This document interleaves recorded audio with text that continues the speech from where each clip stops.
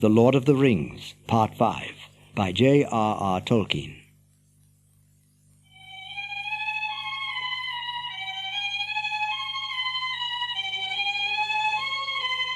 Even as Frodo, still invisible because he was wearing the ring, tried to launch one of the boats and continue his quest on his own, Aragorn sped on up the hill in search of him. The horn of Boromir, he's in need. Alas, an ill fate is on me this day, and all that I do goes amiss. And where is Sam? Elendil! Elendil! A mile from the path, in a little glade not far from the lake, Aragorn found Boromir. He was sitting with his back to a great tree as if he was resting. But Aragorn saw that he was pierced with many black-feathered arrows. His sword was still in his hand, but it was broken near the hilt. His horn, cloven in two, was at his side. Many orcs lay slain, piled all about him and at his feet. Aragorn knelt beside him. Boromir, I tried to take the ring from Frodo. I'm sorry.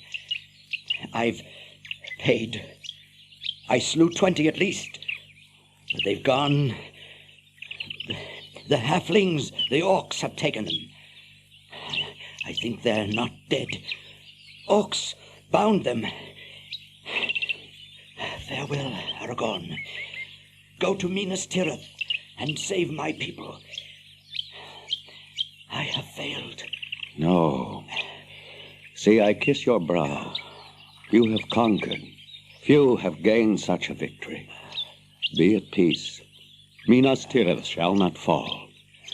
Which way did they go? Was Frodo there?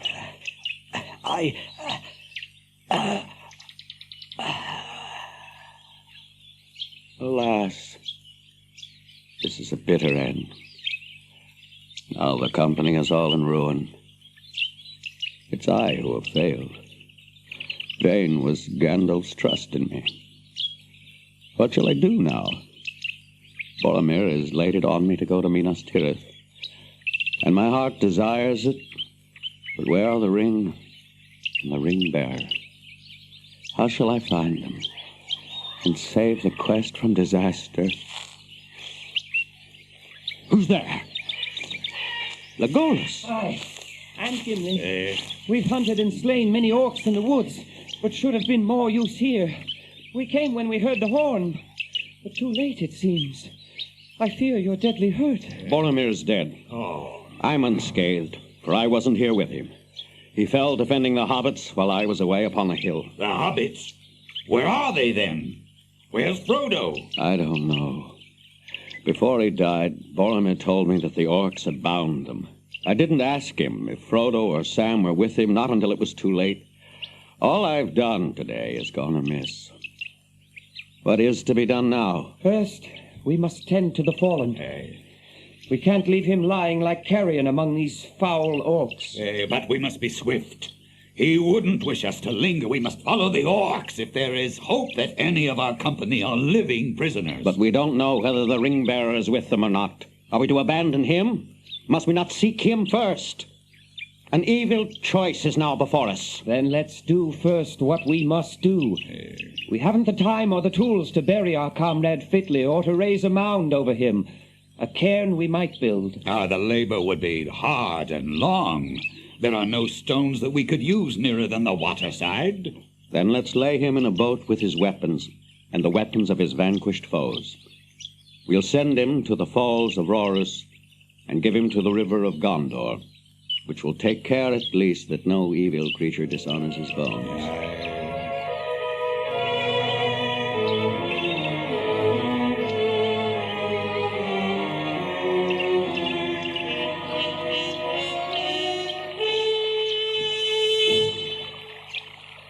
There is a strange tale to tell. There are only 2 boats upon the bank. We could find no trace of the other.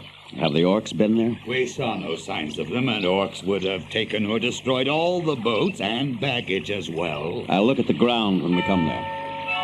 Now they laid Boromir in the middle of the boat that was to bear him away. The grey hood and elven cloak they folded and placed beneath his head. They combed his long dark hair and arrayed it upon his shoulders. The golden belt of Lorien gleamed about his waist. His helm they set beside him, and across his lap they laid the cloven horn and the hilts and shards of his sword. Beneath his feet they put the swords of his enemies. Back on the greensward, Aragorn surveyed the lawn, stooping often to the earth. No orcs have been on this ground. There are some clear prints here. A hobbit waded out into the water and back. How then do you read this riddle? Well, 2 packs are missing, and one certainly is Sam's. It was large and heavy. This, then, is the answer. Frodo has gone by boat, and his servant has gone with him. But why should he leave us behind and without a word? That was a strange deed. And a brave one, Gimli. Sam was right, I think. Frodo didn't wish to lead any friend to death with him in Mordor, but he knew he must go himself. Something happened after he left us that overcame his fear and doubt. Maybe hunting orcs came upon him and he fled. He fled, certainly, but not, I think, from orcs. Well, so much at least is now clear. Frodo is no longer on this side of the river. Only he can have taken the boat. And Sam is with him. Only he would have taken his pack.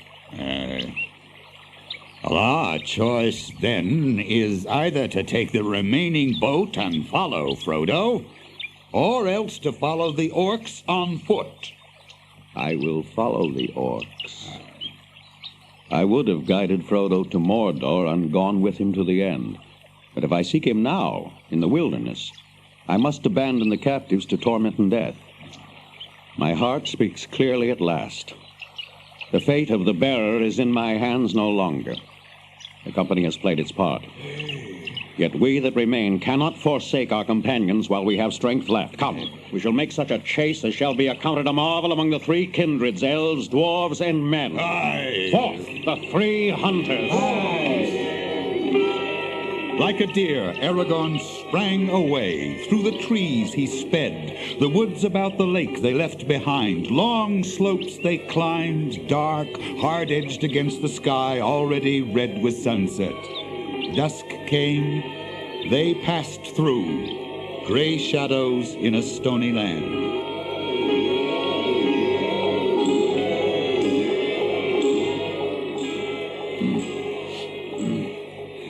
Now, they won't make for the river, whatever mark they aim at. And unless there's much amiss in Rohan and the power of Saruman is greatly increased, they'll take the shortest way they can find over the fields of the Rohirrim. Let's search northwards. Look, we've already overtaken some of those we're hunting.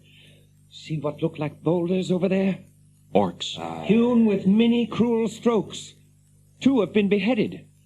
The ground's wet with their dark blood. Here's another riddle. But it needs the light of day, and for that we can't wait. Yet, however you read it, it seems not unhopeful. Enemies of the orcs are likely to be our friends. Do any folk dwell in these hills? No. The Rohirrim seldom come here, and it's far from Minas Tirith.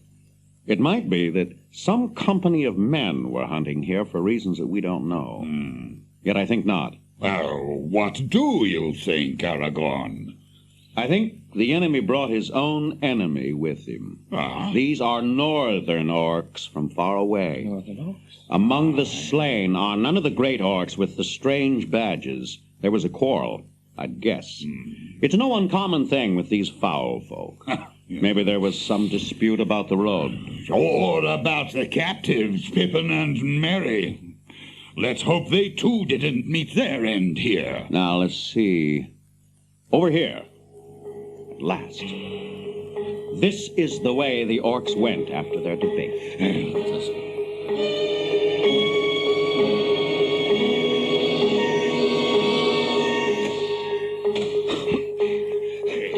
Stay. Don't follow me yet. What have you found? Footprints. Yes, they're quite plain. A hobbit's footprints. Pippin's, I think. Pippin? And look at this. Oh. The brooch of an elven cloak. Not idly do the leaves of Lorien fall.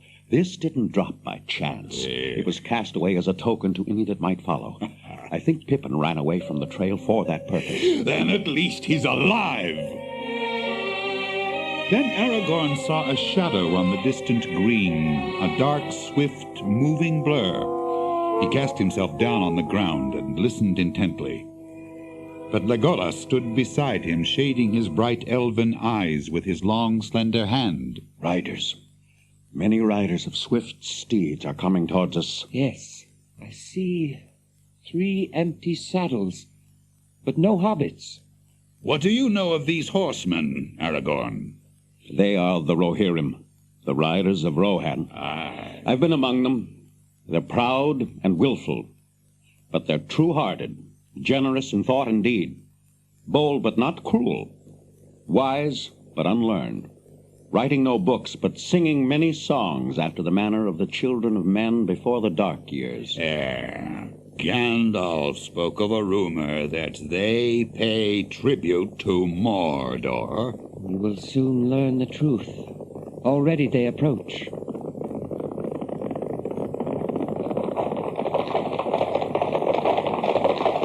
What news from the north, riders of Rohan? Who are you? And what are you doing in this land? I am called Strider. I came out of the north.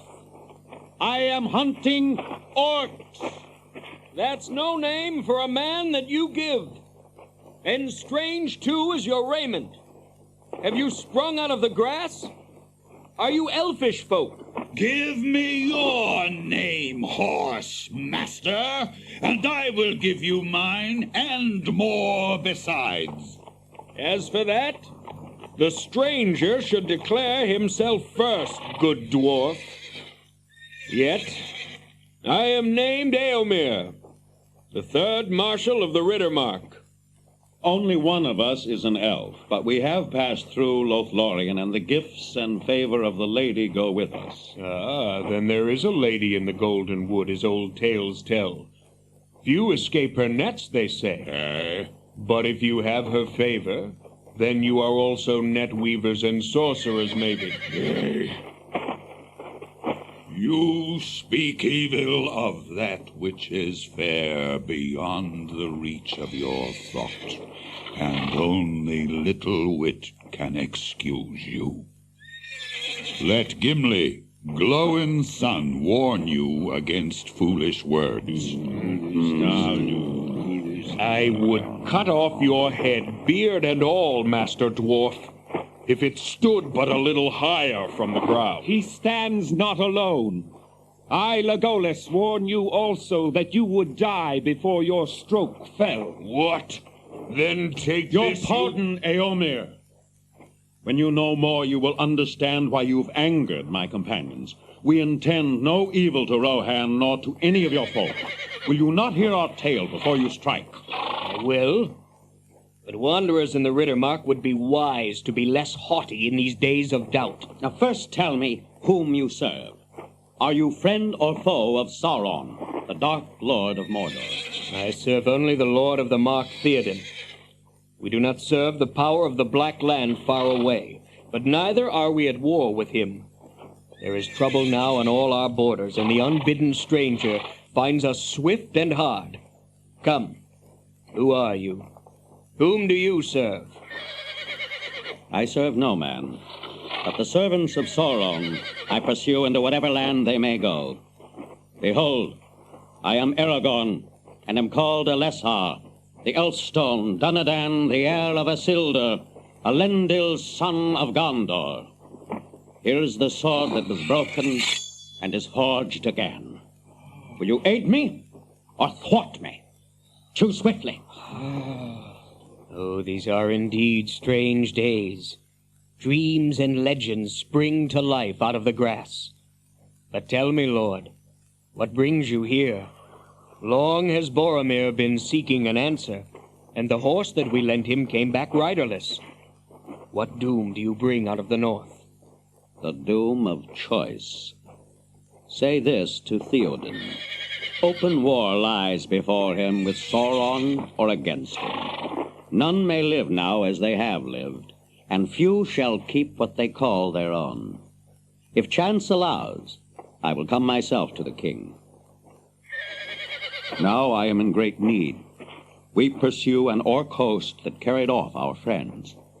What can you tell us? That you need not pursue them further. The orcs are destroyed. And our friends? We found none but orcs.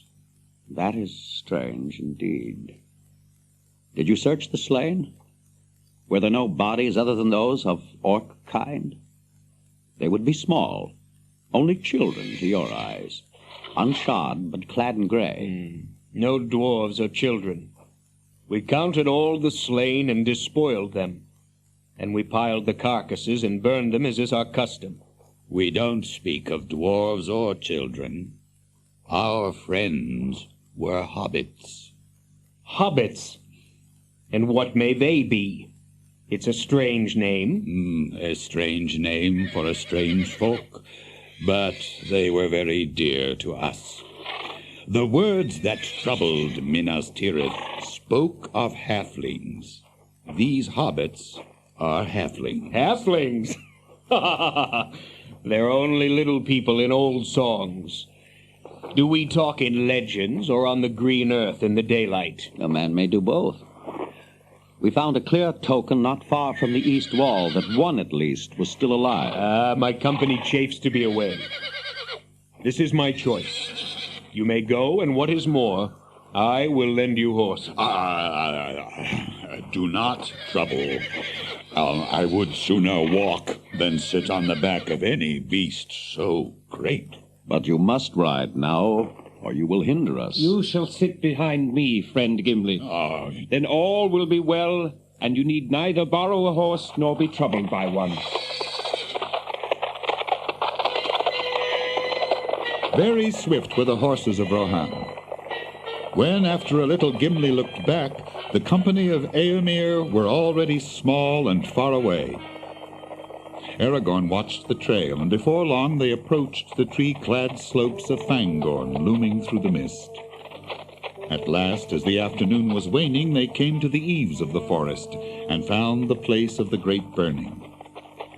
Upon a stake in the middle of a pile of helms and mail and cloven shields was set a great goblin head. But by nightfall they had discovered no trace of Merry and Pippin. Now let's light a fire and make our camp under this spreading tree. If those unhappy hobbits are astray in the woods, it might draw them hither. And it might draw other things. We're near the mountain marches of the traitor Saruman. Also, we're on the very edge of Fangorn, and it's perilous to touch the trees of that wood, it said. But the Rohirrim made a great fire yesterday. Our paths are likely to lead us into the forest itself, so have a care. Cut no wood. There's no need there. Look, the tree is glad of the fire. Its brown leaves are rubbing together like many cold, cracked hands taking comfort in the warmth. We'll draw for watches and sleep. Gimli, remember it's perilous to cut bough or twig from a living tree in Fangorn. Let the fire die, rather.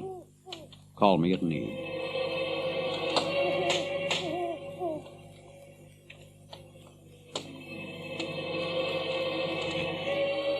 Who's there?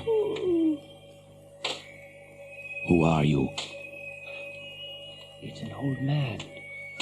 Well, Father, what can we do for you? Come, be warm. Who? Hey. He's vanished. It was Saruman. The horses, they've gone. Who else but Saruman? He's gone off with our horses. There's more trouble coming to us, mark my words.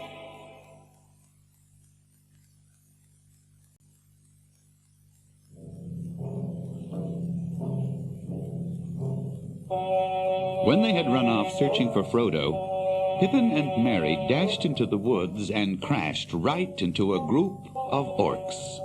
Dozens of goblins had sprung out of the trees. Merry and Pippin had drawn their swords, but the orcs tried only to lay hold of them, even when Merry had cut off several of their arms and hands. Then Boromir had come, leaping through the trees. He slew many of the orcs. But then they were attacked again, and the orcs shot a rain of arrows, always at Boromir alone. When no answer came to Boromir's great horn, the orcs had attacked more fiercely than before.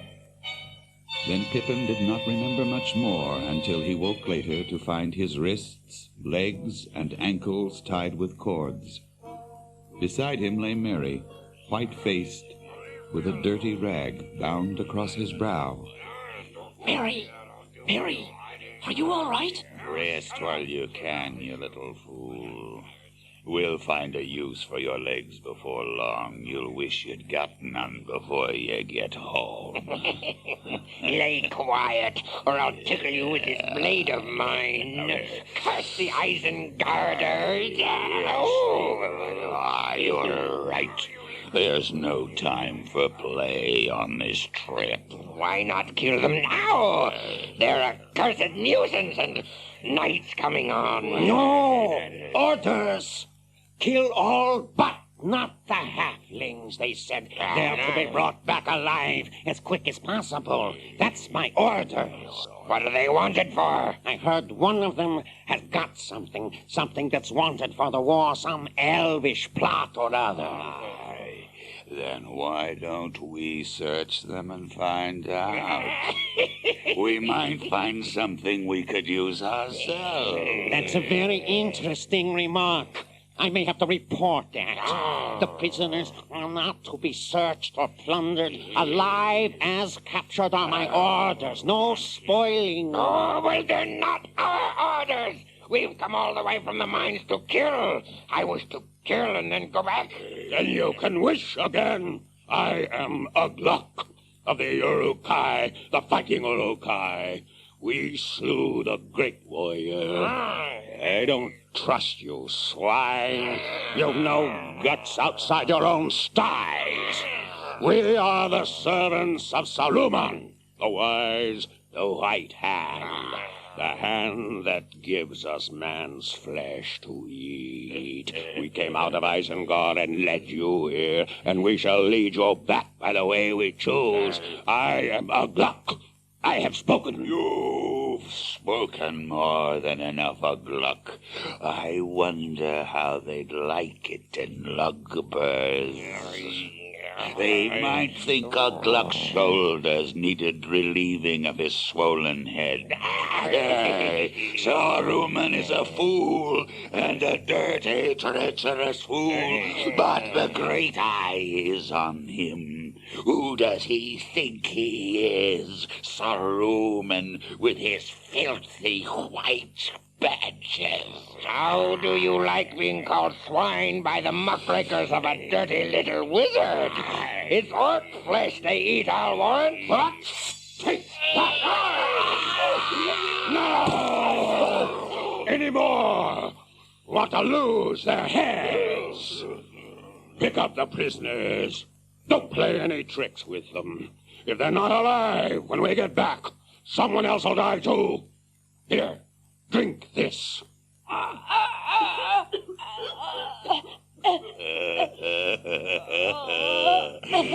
Can't take his medicine.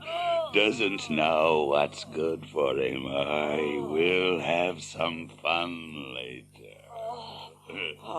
Hello, Pippin. So you've come on this little expedition too? Where do we get bed and breakfast? Now then, none of that. Hold your tongues. No talk to one another, and trouble will be reported at the other end. Straight on. Follow Lugdust.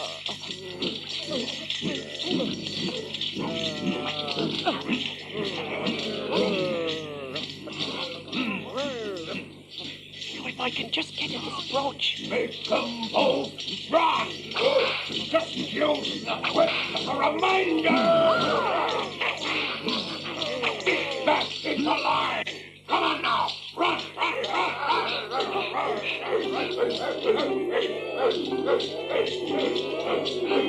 In the early darkness, the orcs came to a hillock. Here we are. Fine leadership. I hope the great Ugluk will lead us out again. Seems we're surrounded. Get those halflings down. You, Lugdust. Get two others. and stand guard over them, and not to be killed unless the filthy riders break through. Understand? As long as I'm alive, I want them. But they're not to cry out, and they're not to be rescued. Bind their legs. I don't think much of this. I feel nearly done in. Don't think I could crawl away far, even if I was free. Lembas, I've got some of you. I don't think they've taken anything but our swords. Yes, I had a packet in my pocket, but it must be battered to crumbs. Anyway, I can't put my mouth in my pocket. You won't have to. I've been able to... Shut up, you. Now let me see what we have here. Little people shouldn't meddle in the affairs that are too big for them. What's in these pockets, eh? I don't think you'll find it that way. It isn't easy to find. Find it? Find what? What are you talking about, little one? Nothing, my precious. Oh, that's what he means, is it? Oh, very dangerous, my little ones. Very dangerous. Perhaps, and not only for us. Still, you know your own business best. Do you want it or not? And what would you give for it? Have you got it, either of you? Untie our legs. Curse you, you filthy little vermin. Untie your legs. I'll untie every string in your bodies. Do you think I can't search you to the bones? Search you? I'll cut you both to quivering shreds. I don't need the help of your legs to get you away and have you all to myself. Suddenly he seized them. The strength of his long arms and shoulders was terrifying. He tucked them one under each armpit and crushed them fiercely to his sides. Then he sprang forward, stooping low. Quickly and silently he went and passed like a shadow between the orc watchers, down the slope and away towards the plain. After going a dozen yards he halted, peering and listening. Nothing could be seen or heard of the riders who had surrounded the orcs on their hill. He crept slowly on. Then he stood up, as if to risk a sudden dash. At that very moment, the dark form of a rider of Rohan loomed up right in front of him. Who's there? It's an orc trying to escape. He's dead. One less! So far, so good. But how are we to avoid being spitted? Treachery!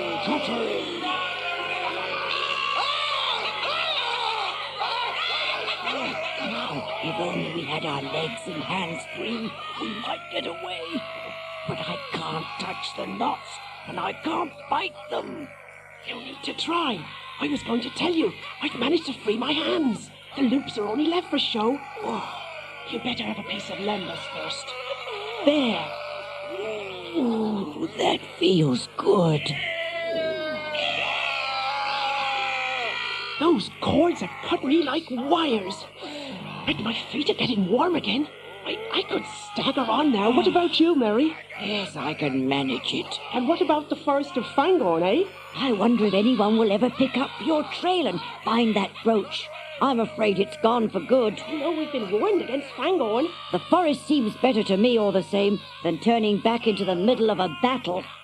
And so Mary led the way in under the huge branches of the trees old beyond guessing. And in the distance, the riders of Rohan sprang to life and victory.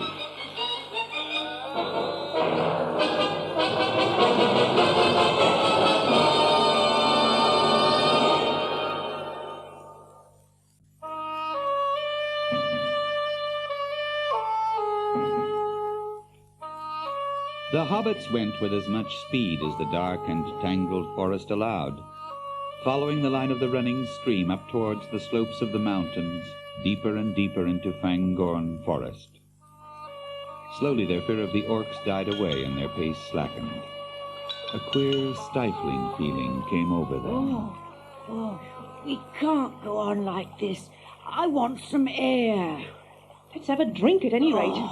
Here's a stream winding around this tree root. All the trees seem to be standing round us, rank on rank, just watching. I don't suppose you've lost us already. I suppose we could always follow the stream. Oh, we could if our legs would do it, and if we could breathe properly. Yes. Yes, it's all very dim and stuffy in here. It reminds me somehow of the old room back home at the great place of the Tooks, where the furniture has never been moved or changed for generations. Ooh. Look at all those weeping, trailing beards and whiskers of lichen. And most of the trees seem to be half covered with ragged, dry leaves that have never fallen. Untidy. I can't imagine what spring would look like here if it ever comes, still less a spring cleaning. Hello. See that yellow light? The sun must have run out of a cloud, or else she's looking down through some opening. It isn't far. Oh, let's go and investigate.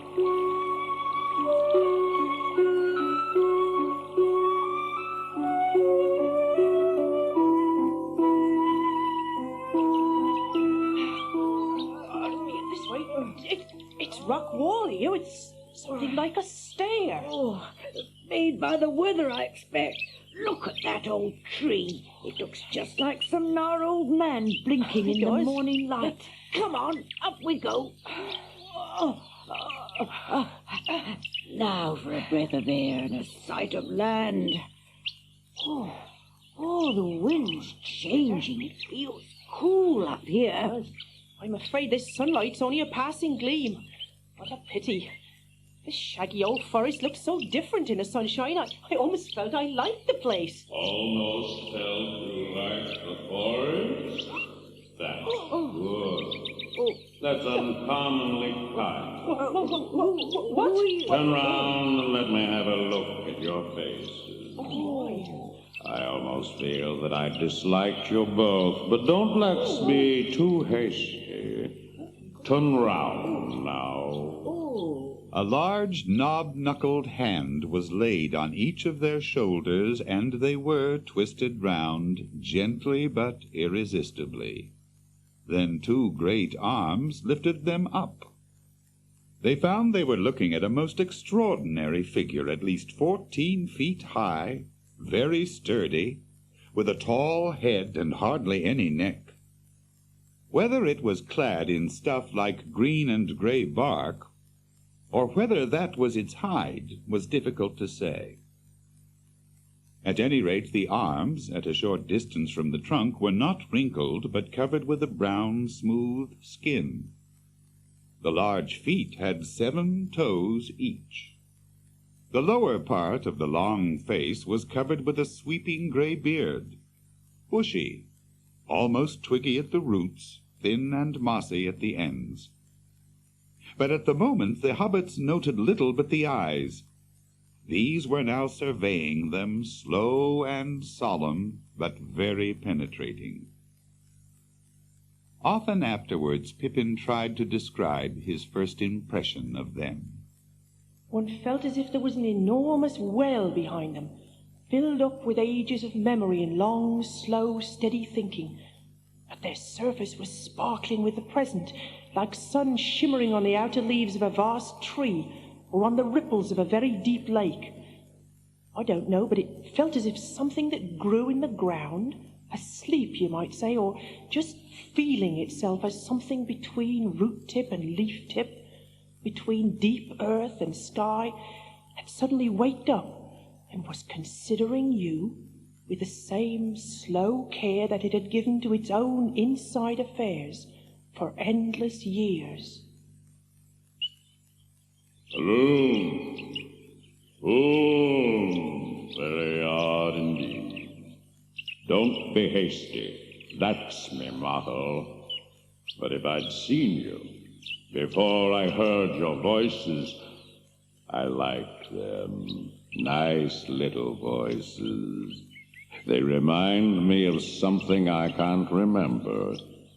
If I'd seen you before I heard them, I'd have just trodden on you, taking you for little orcs, and found my mistake afterwards.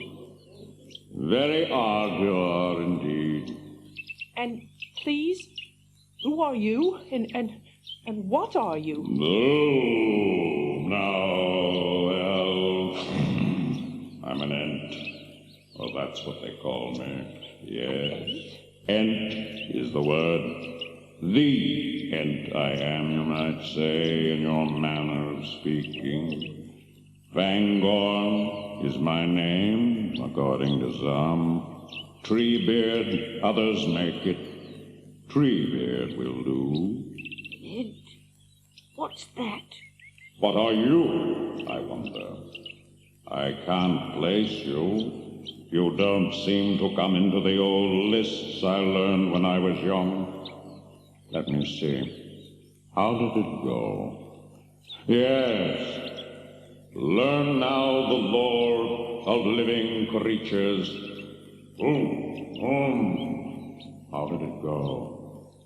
Rum-tum, poom-tum, rum-ti-toom-tum. Yes, it was a long list. But anyway, you don't seem to fit in anywhere. We always seem to have got left out of the old lists and the old stories. Right. Yet we've been around for quite a long time. We're hobbits. That's what we call ourselves. Why not make a new line for the list? Half-grown hobbits, the hole-dwellers. You put us in next to man. Right. So, you live in holes, huh? Come now. Not so hasty. You call yourselves hobbits. You shouldn't go telling just anybody. And I'm a brandybuck, though most people call me Merry. And I'm a took, but I'm generally called Pippin. What is Gandalf up to? And these orcs? And young Saruman down at Isengard? I like news, but not too quick now. And you know Gandalf? The only wizard who cares about trees. Do you know him? Yes, we did. He was a great friend and he was our guide.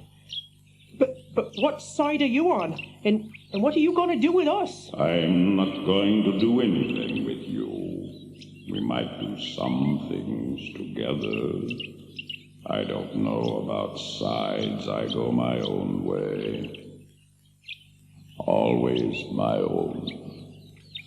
But you speak of Master Gandalf as if he was in a story that had come to an end. Yes, we do. The story seems to be going on, but I'm afraid Gandalf has fallen out of it. Come now.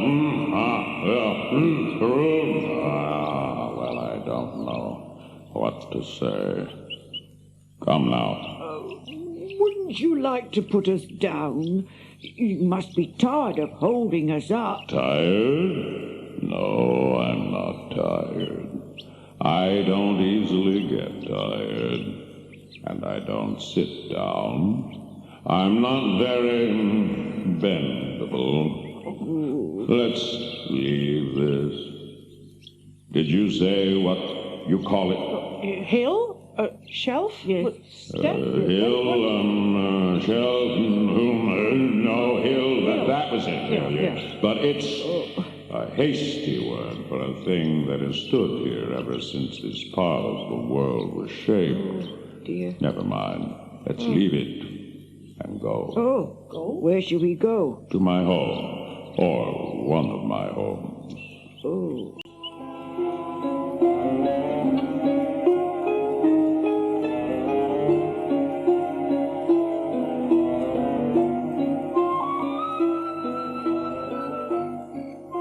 This is an Ent house. We'll stay here tonight. There are no seats, I fear, but you may sit on the table. Now, tell me your tale, and don't hurry. And so the hobbits began to tell him the story of their adventures ever since they left Hobbiton. They followed no very clear order, for they interrupted one another continually.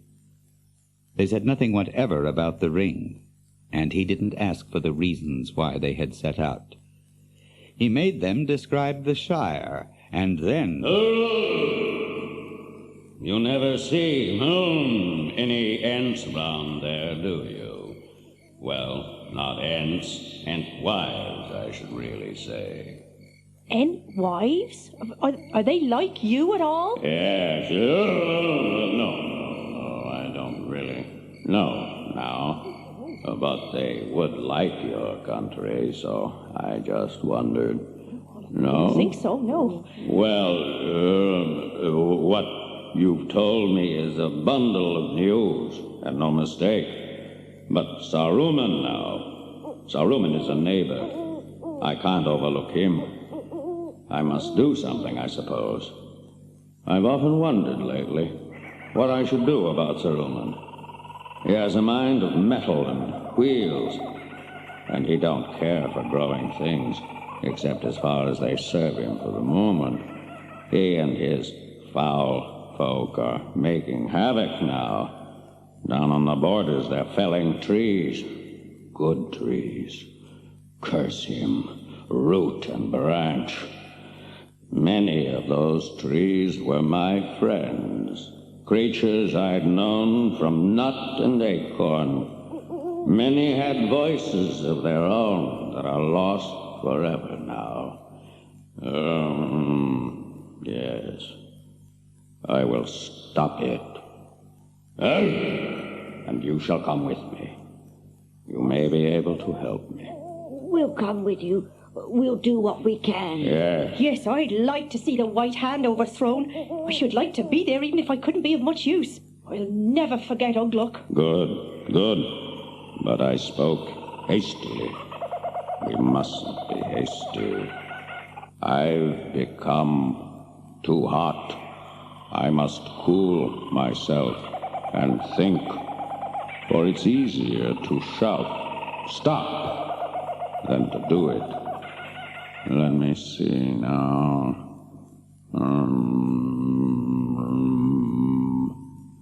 Bangorn, Finglas, Flandrip. Aye. Well, now, I'm going to stand up and take a little sleep. Where will you stand? We usually lie down to sleep. Lie down to sleep? Yes. Well, you lie on the bed. I'm going to stand in the rain and the waterfall. Good night. So Merry and Pippin climbed onto the bed and curled up in the soft grass and fern. It was fresh, sweet-scented, and warm. In the morning they woke to find a cool sun shining into the great court and onto the floor of the bay. Good morning, Merry and Pippin. You sleep long. I've been many 100 strides already today. Now we'll have a drink and go to Entmoot. Where's Entmoot? Entmoot. It's not a place, it's a gathering of Ents. We shall meet in the place where we have always met. It's a way south from here. We must be there before noon.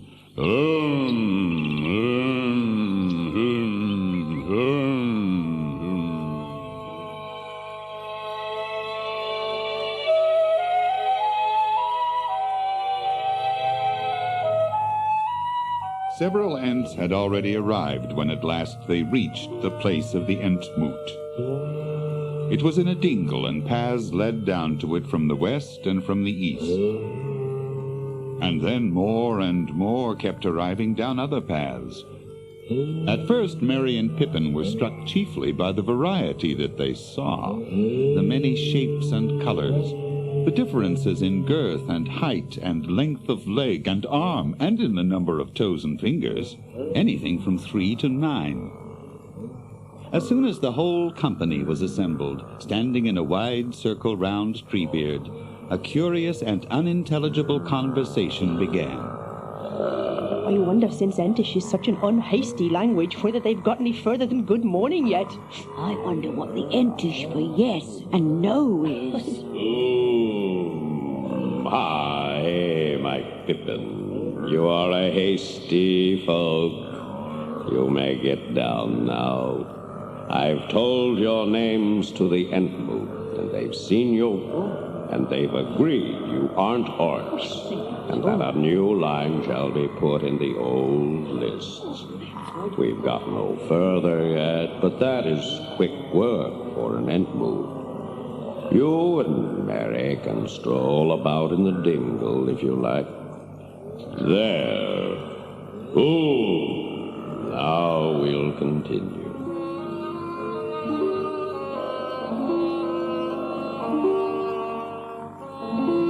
A second night came, and still the Ents held conclave under hurrying clouds and fitful stars. The third day broke, bleak and windy. The afternoon came, and the sun, going west towards the mountains, sent out long yellow beams between the cracks and fissures of the clouds. Suddenly they were aware that everything was very quiet. The whole forest stood in listening silence. We come with rolls of run. Boom! We come. Here we come with the boom. Here we come at last. Come, join the moot. We're off to Isengard.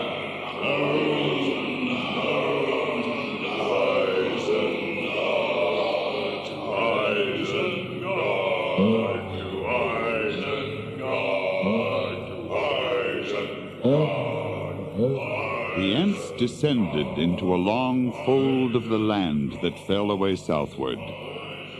Now they began to climb up and up onto the high western ridge.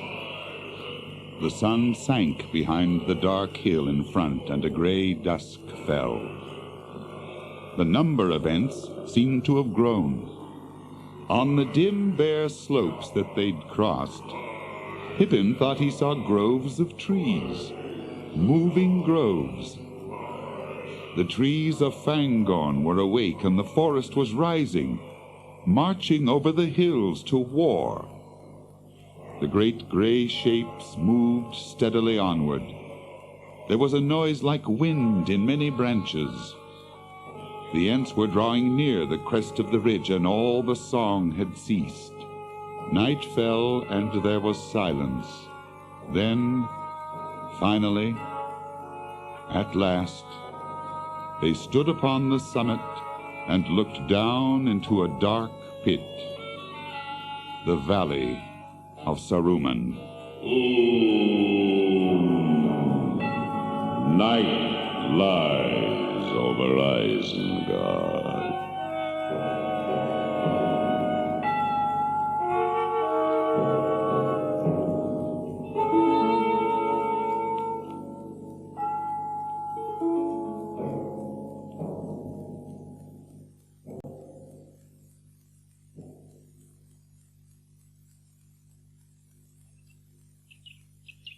As for Gimli, Legolas, and Aragorn, they made such breakfast as they could, and in the growing light were ready once again to search the ground for signs of the hobbits.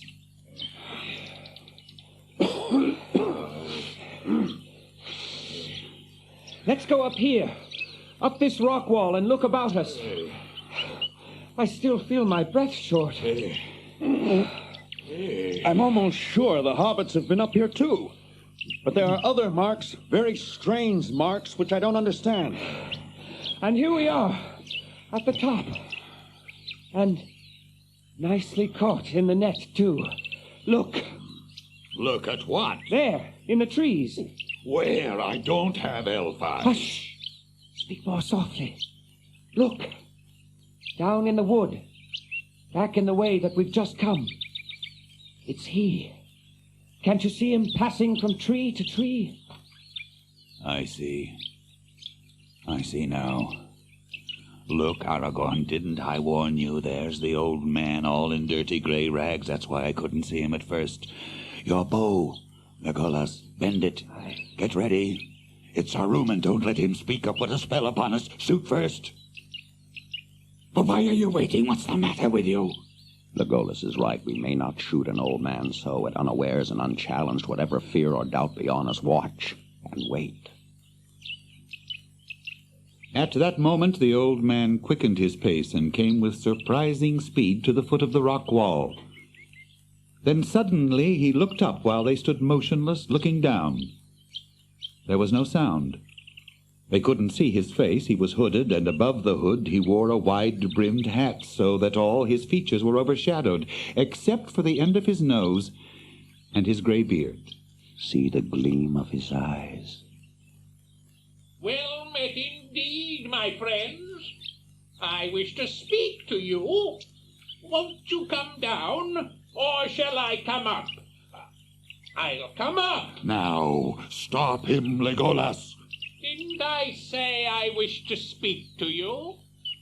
Put away that bow, Master Elf. Ah! And you, Master Dwarf, pray take your hand from your axe haft till I am up. You won't need such argument. There, I'm up. Well met, I say again. And what may you be doing in these parts? An elf, a man, and a dwarf, all clad in elvish fashion. No doubt there's a tale worth hearing behind it all. Such things aren't often seen here. You speak as one that knows Fangorn well. Is that so? No, not well. That would be the study of many lives. No, I come here now and again. Might we know your name and then hear what it is that you have to say to us? The morning passes and we have an errand that will not wait.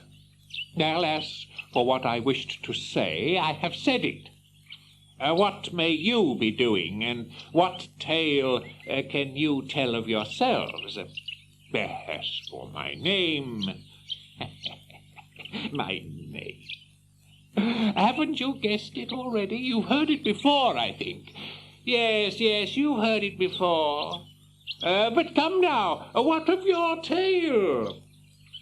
But why are we standing? Your errand, you see, is no longer as urgent as you thought. Let's sit down and be more at ease.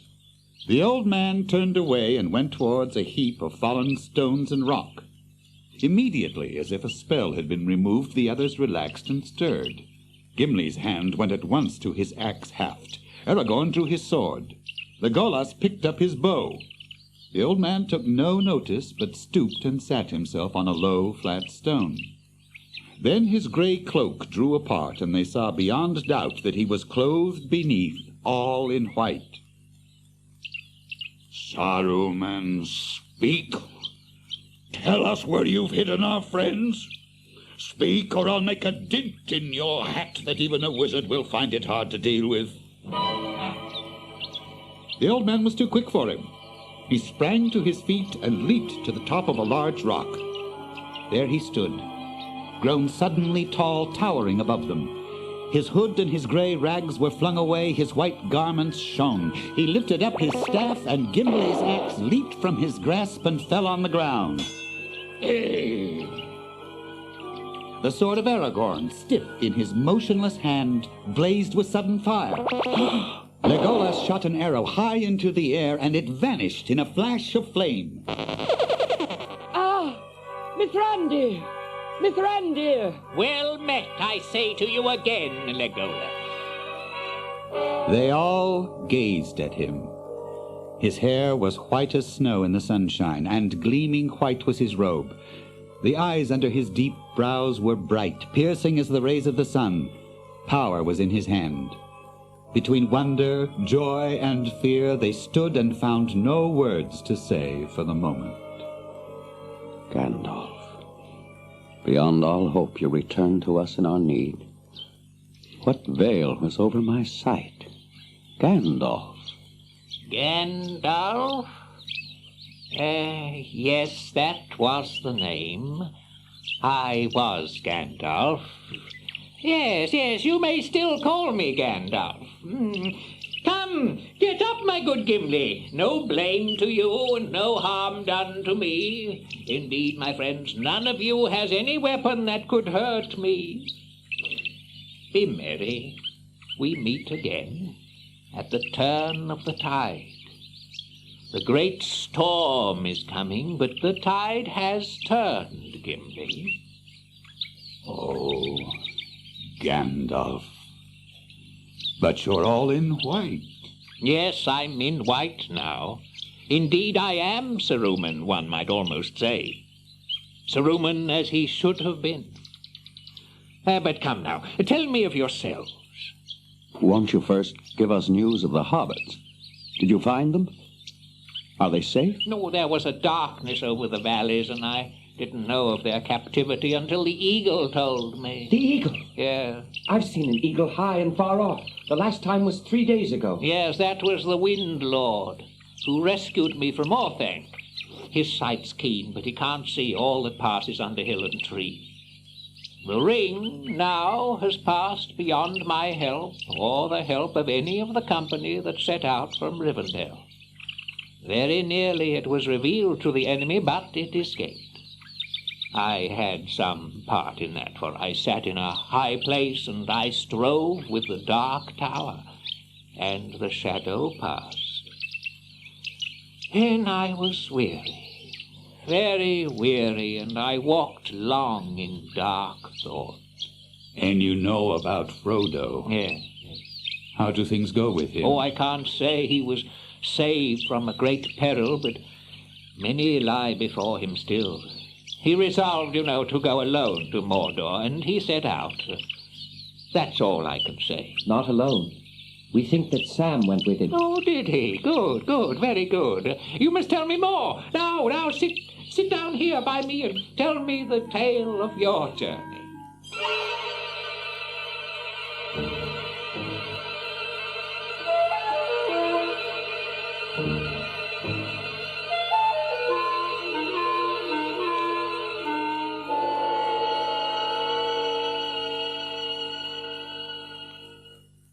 The Lord of the Rings, Part 6, by J.R.R. Tolkien.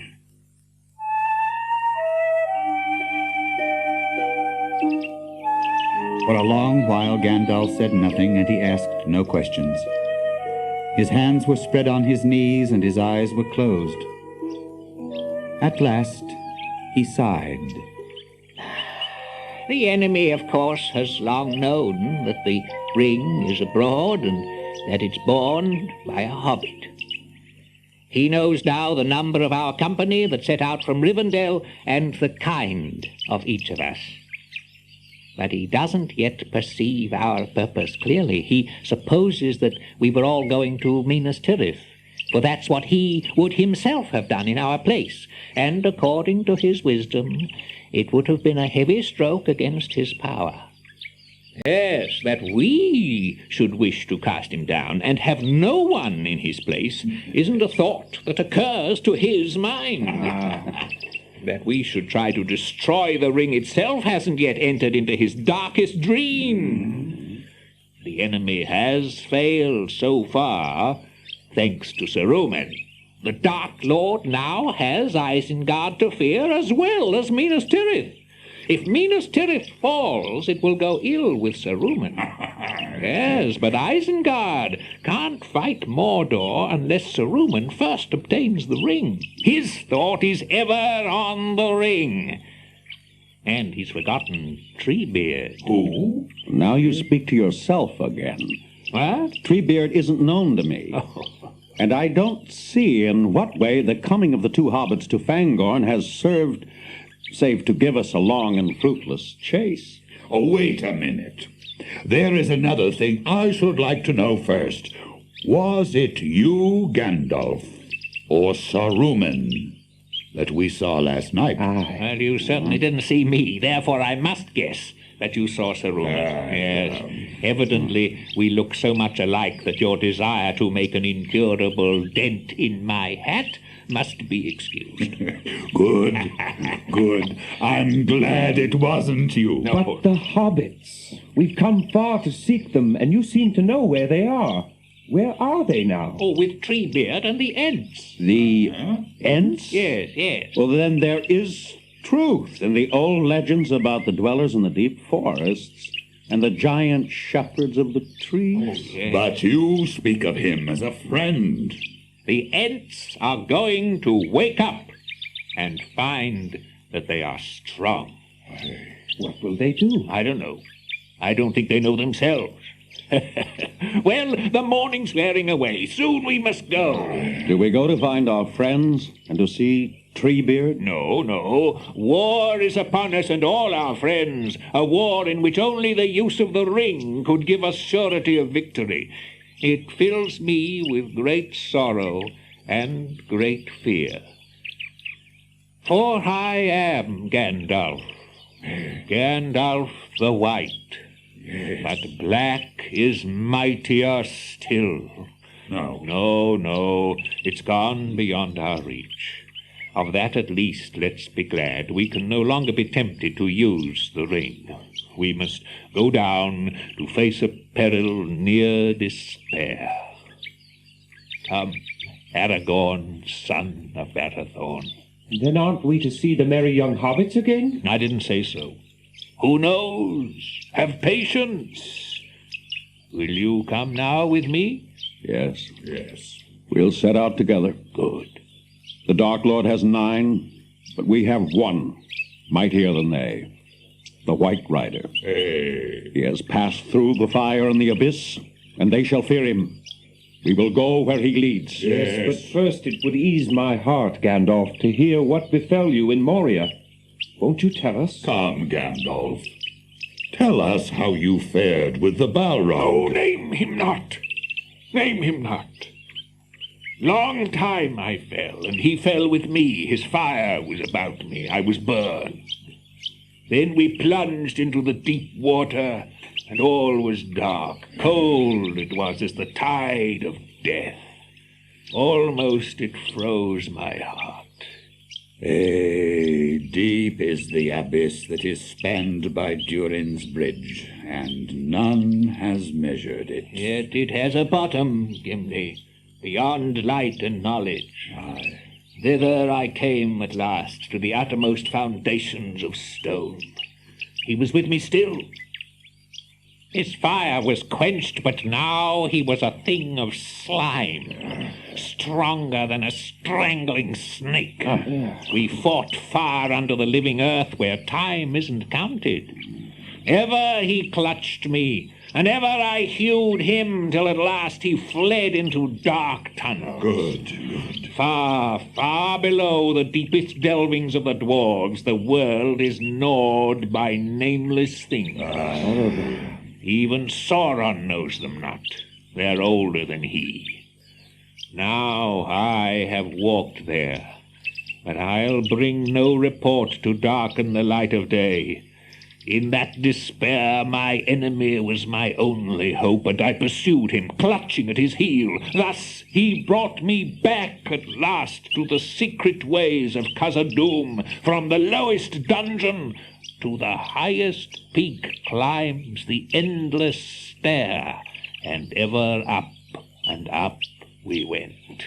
Long has that been lost. Many said it was never made, save in legend.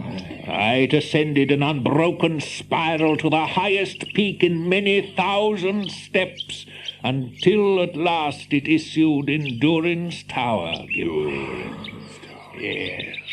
Out he sprang, and even as I came behind, he burst into new flame. There was none to see, or perhaps in after ages songs would still be sung of the Battle of the Peak. Those that looked up from afar would think the mountain crowned with storm. They would hear thunder and lightning, which smote upon the rocks and leaped back broken in tongues of fire.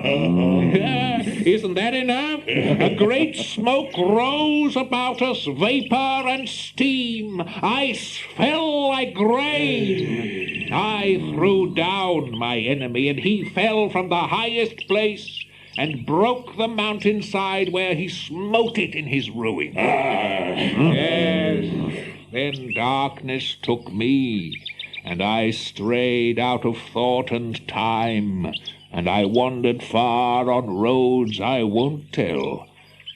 Naked, I was sent back for a brief time, until my task was done, and naked I lay upon the mountain top. I was alone, forgotten, without escape, upon the hard horn of the world.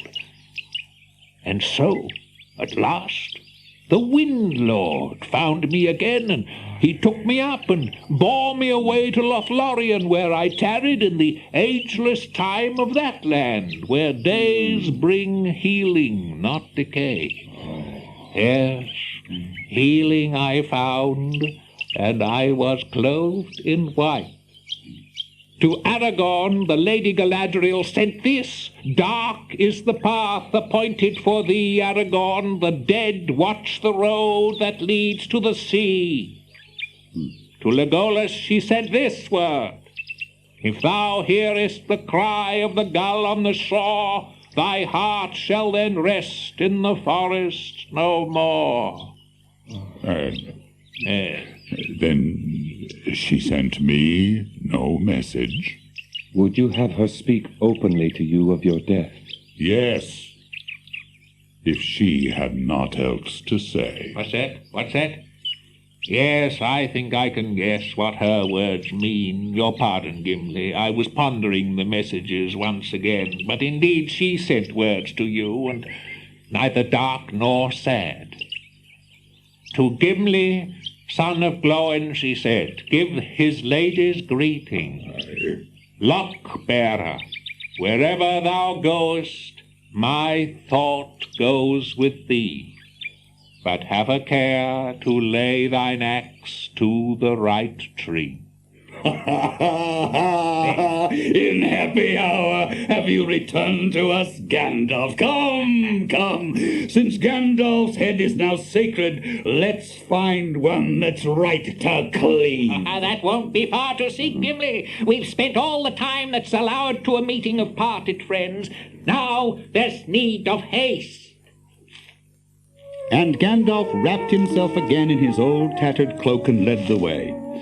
Following him, they descended quickly from the high shelf and made their way back through the forest. But there was no sign of their horses to be seen. I shan't walk. Time presses. There are horses approaching. Certainly. We're too great a burden for one. I can see. There are 3. See how they run. But there's one that strides ahead, a very great horse. I've not seen his like before. Nor will you again. That is Shadowfax, chief of the Lords of Horses. Doesn't he shine like silver? He's come for us, the horse of the White Rider. We are going to battle together. Yesterday he was far away in the south of this land. Swiftly may he bear me back again. Battle and war! Ride on! Ride on!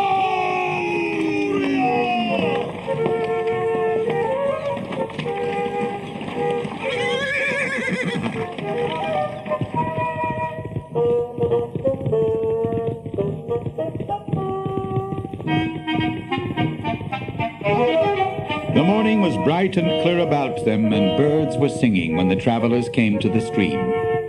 The land was green. They passed over and came upon a wide, rutted track leading towards the upland. Look! How fair are the bright eyes in the grass! Never mind, those flowers are called. Behold, we're come to the great barrows where the sires of Theoden sleep. Many long lives of men it is since the Golden Hall was built.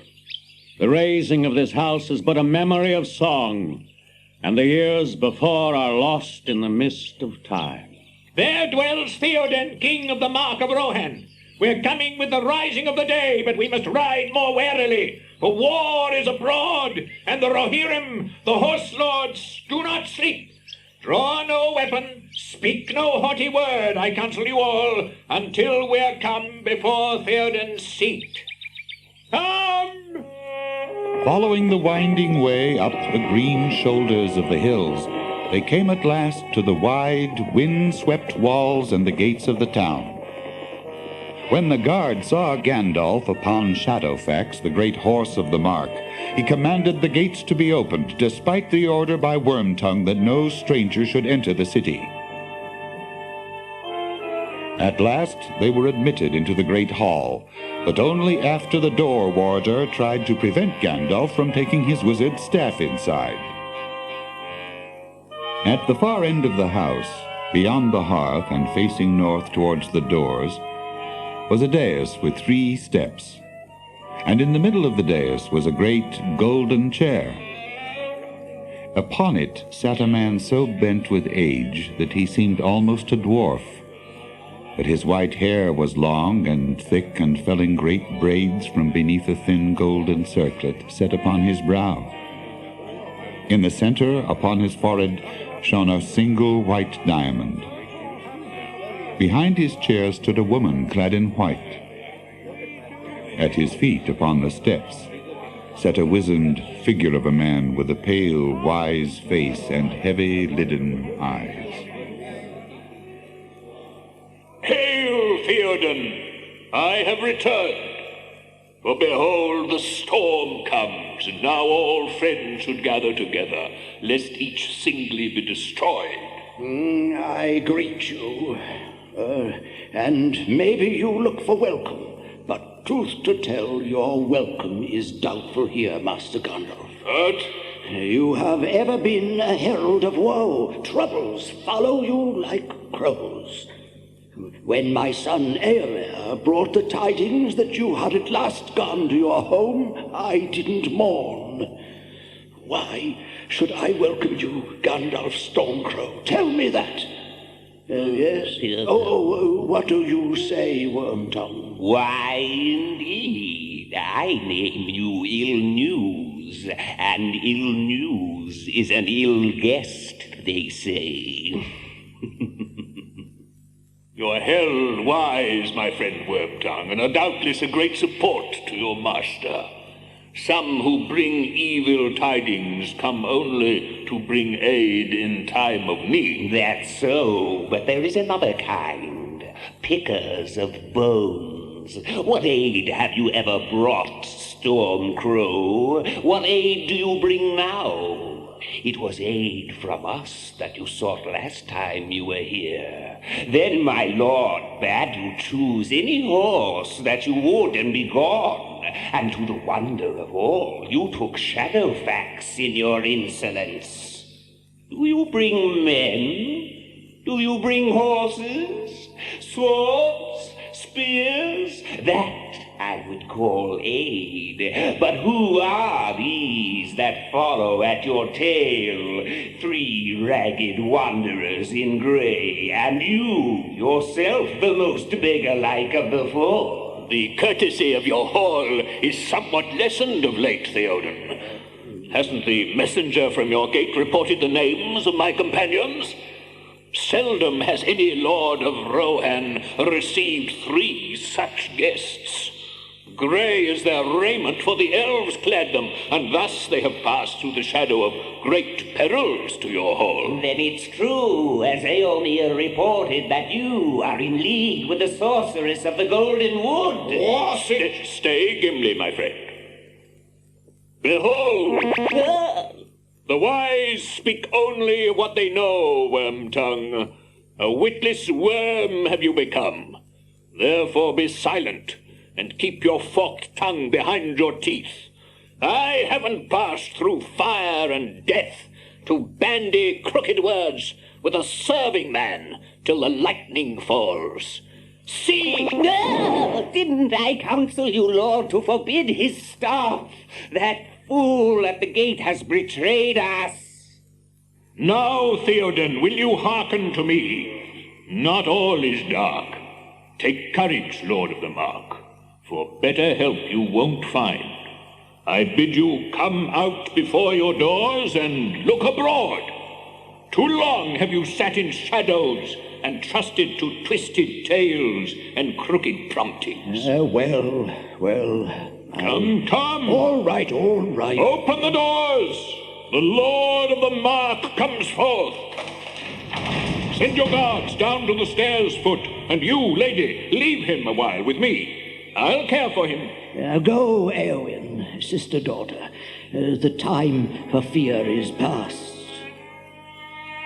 The woman turned and went slowly back into the house. Thus Aragorn, for the first time in the full light of day, beheld Eowyn, Lady of Rohan, and thought her fair, fair and cold, like a morning of pale spring that has not yet come to womanhood.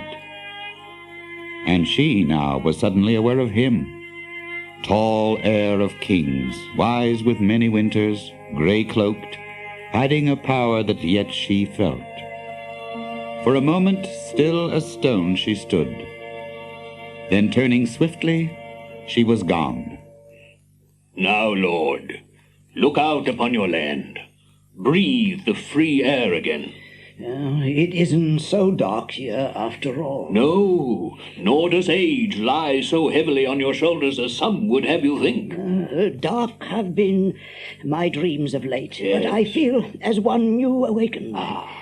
I would now that you had come before, Gandalf, for I fear that already you have come too late, only to see the last days of my house. Not long shall stand high the hall. Fire shall devour the high seat. What's to be done? Much. But first, send for Eomer.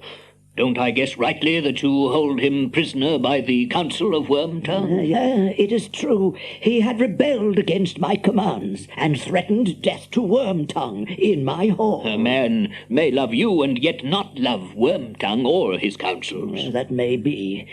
I will do as you ask. Now, there's not time to tell all that you should hear. Yet, if my hope isn't cheated, a time will come ere long when I can speak more fully. Behold, you're come into a peril greater even than the wit of Wormtongue could weave into your dreams. But see, you dream no longer. You live. Gondor and Rohan don't stand alone. The enemy is strong beyond your reckoning, yet we have hope at which he has not guessed. And your fingers would remember their old strength better if they grasped a sword hilt. This counsel seems good to me now. Let all my folk get ready. But you, my guests, a guest house shall be made ready for you. Nay, Lord, there is no rest yet for the weary. The men of Rohan must ride forth today, and we will ride with them, axe, sword, and bow. And I promised Eomer that my sword and his should be drawn together. Don't delay, Theoden. When we're gone, lead your people swiftly to the hold of Dunharrow in the hills. Nay, Gandalf, you do not know your own skill at healing. What? It shall not be so. I myself will go to war, to fall in the front of the battle, if it must be. Thus shall I sleep better. Good. At that moment, cringing between two other men, Wormtongue came before him. Why not let your counselor keep all things till your return? And I pray that we may see it. Master Wormtongue is bold and cunning. Even now he plays a game with peril and wins a throw. Hours of my precious time he has wasted already. Down, snake! Down on your belly! How long is it since Saruman bought you? What was the promised price? When all the men were dead, you were to pick your share of the treasure and take the woman you desire? Too long have you watched her under your eyelids and haunted her steps. You lie! That word comes too often easy from your lips. I don't lie. See, Theoden, here is a snake. To slay it would be just, but it wasn't always as it is now. Once it was a man, and did you service in its fashion. Give him a horse, and let him go at once, wherever he chooses. By his choice, you shall judge him. Do you hear this, Wormtongue? This is your choice, to ride with me to war, or to go now whither you will. But then, if we ever meet again, I shall not be merciful. After him! After him! Give him a horse if he wishes it. If any will bear him. Now, my guests, come. Indeed, my eyes were almost blind. Most of all, I owe to you, my guest Gandalf. Once again, you have come in time. I would give you a gift, ere we go, of your own choosing. As for your gift, Lord, I'll choose one that will fit my need, swift and sure. Give me Shadowfax again. Shadowfax? You choose well. And I give him now gladly. Yet it is a great gift. There is none like to Shadowfax. In him one of the mighty steeds of old has returned. I think it's I regret to see the end of Shadowfax. But I hope he will go through. The king now rose, and at once Éowyn his daughter came forward, bearing wine. Hail, Aragorn, son of Arathorn. Hail, Lady of Rohan. Behold, I go forth. Farewell, sister-daughter. Dark is the hour, yet maybe we shall return to the Golden Hall. The king shall come again, Éowyn. I, Aragorn, tell you so. Fear not.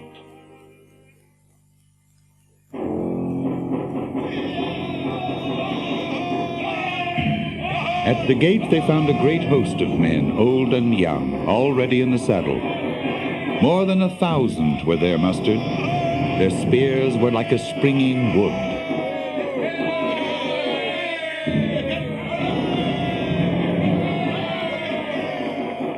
Hearken all! Here now I name my guests, Gandalf the Grey, wisest of counselors, most welcome of wanderers, a lord of the mark. And to him I give Shadowfax, Prince of Horses. I thank you, Theoden, King. Behold! Gandalf threw back his grey cloak and cast aside his hat and leaped to horseback. He wore no helm nor mail. His snowy hair flew free in the wind. His white robes shone dazzling in the sun. Behold, the White Rider!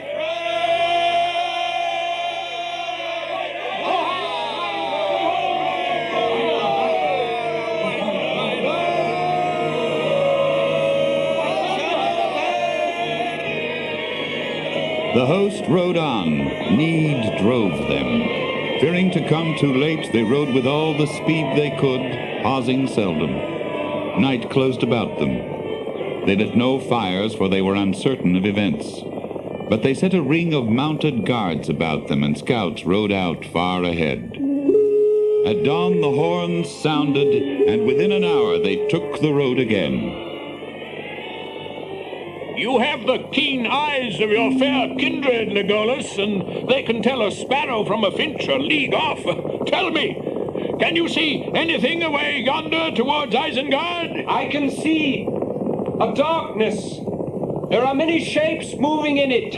Great shapes far away upon the bank of a river.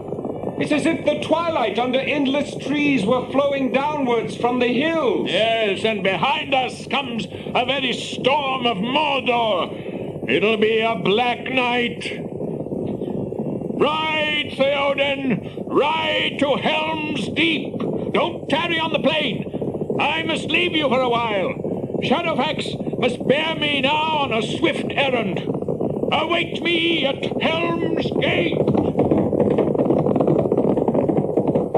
At Helm's Gate, before the mouth of the deep, there was a heel of rock thrust outward by the northern cliff.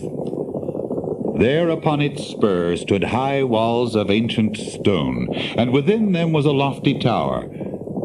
Men said that in the far-off days of glory of Gondor, the Sea Kings had built there this fastness with the hands of giants. Let us drive back through such foes as are already between us and the fastness. There are caves in Helm's Deep where hundreds may lie hid, and secret ways thence up under the hills. Trust not to secret ways. Saruman has long spied out this land. Still, in that place, our defense may not last long. Let's go. Forward! Forward! Forward! The rumor of war grew behind them. Now they could hear, borne over the dark, the sound of harsh singing. They had climbed far up into the coombe when they looked back. See, the torches scattered like red flowers on the black fields. Look at that blaze there. It's a great host and follows us hard. Aye, they bring fire and they are burning as they come. Rick Cotton Tree.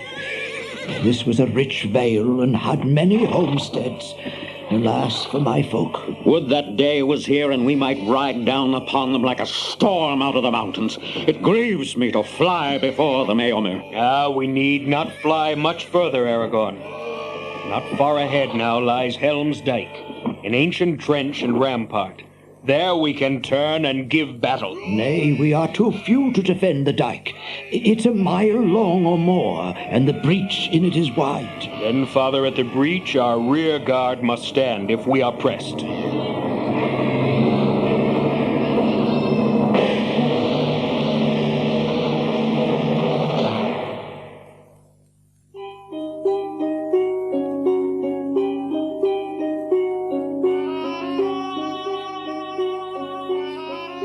The host of Theoden passed through the breach and halted on the sloping sward above.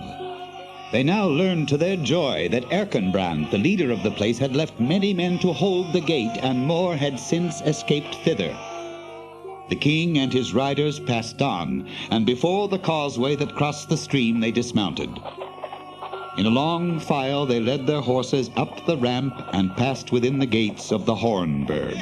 There they were welcomed again with joy and renewed hope, for now there were men enough to man both the fastness and the barrier wall. This is more to my liking. Ever my heart rises as we draw near the mountains. There's good rock here.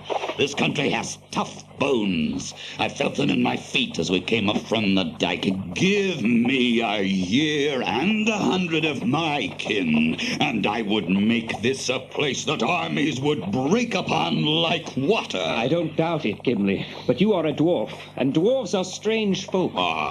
I don't like this place, and I shall like it no more by the light of day. But you comfort me, Gimli, and I'm glad to have you standing nigh with your stout legs and your hard axe. I wish there were more of your kin among us, but even more would I give for 100 elven archers. We shall need them. The Rohirrim have good bowmen after their fashion, but there are too few here, too few. It's dark for archery. Indeed, it's time for sleep. Sleep. Riding is tiring work. Yet my axe is restless in my hand. Give me a row of orc necks and room to swing, and all the weariness will fall from me. The enemy is at hand! Come, Gimli, come!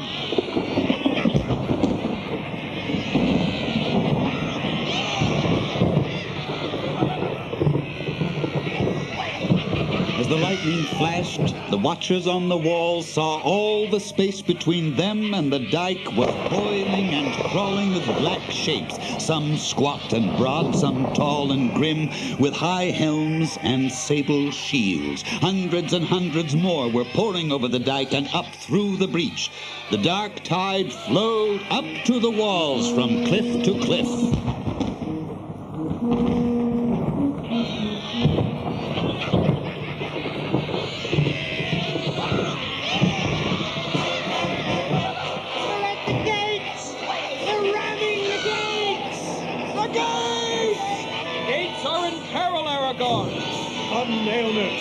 This is the hour when we draw swords together. For the mark!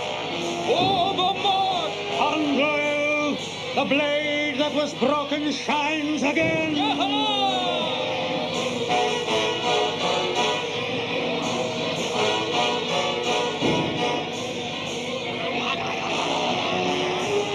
Against the wall, the hosts of Isengard roared like a sea. Orcs and hillmen swarmed about its feet from end to end. Ropes with grappling hooks were hurled over the parapet faster than the men could cut them or fling them back. Hundreds of long ladders were lifted up. Many were cast down in ruin, but many more replaced them, and orcs sprang up them like apes in the dark forests of the south. Before the wall's foot, the dead and broken were piled like shingle in a storm. Ever higher rose the hideous mounds, and still the enemy came on. The men drove in new way. All their arrows were spent, and every shaft was shot. Their swords were notched, and their shields were riven. 3 times Aragorn and Éomer rallied them, and 3 times the sword that was broken flamed in a desperate charge that drove the enemy from the wall. Then suddenly orcs appeared inside the walls. Like rats, they had crept through the drain. Aye, aye! The orcs are behind the wall! Come, Legolas! They're on an forest boat! Kazad Baruch Kazad! 20. Now my count passes Master Legolas again. 21! Good, but my count is now 24. It has been knife work where I was. Dawn isn't far off. But Dawn won't help us, I fear, Aragorn. Oh, yet Dawn is ever the hope of man Éomer. These creatures of Isengard, these half-orcs and goblin men that the foul craft of Saruman has bred, they won't quail with the sun, and neither will the wild men of these hills. You hear their voices. Isn't it said that no foe has ever taken this place if men defend it? So the minstrels Then let's defend it and hope.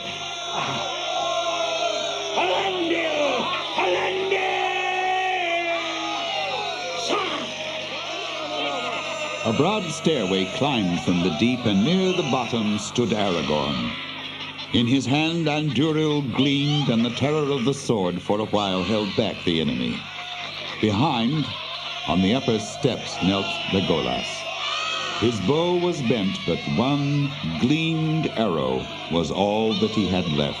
All who can have now got safe within Aragorn. Come back! Things go ill, my friends. We're not, but not yet hopeless while we have you with us. Where's Gimli? I don't know. I last saw him fighting on the ground behind the wall, but the enemy swept us apart. Alas, that is evil news. He's stout and strong. Let's hope that he'll escape back to the caves. That must be my hope. But I wish that he had come this way. I desired to tell Master Gimli that my tale is now 39. If he wins back to the caves, he'll pass your count again. Never did I see an axe so wielded. I must go and seek some arrows. Would that this night would end and I could have better light for shooting. The orcs have brought a devilry from Orthanc. They have a blasting fire, and with it they took the wall.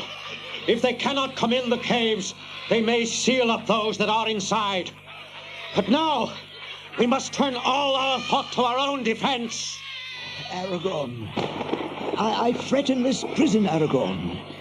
If I, the king, could have set a spear in rest, riding before my men upon the field, maybe I could have felt again the joy of battle and so ended. But I serve little purpose here.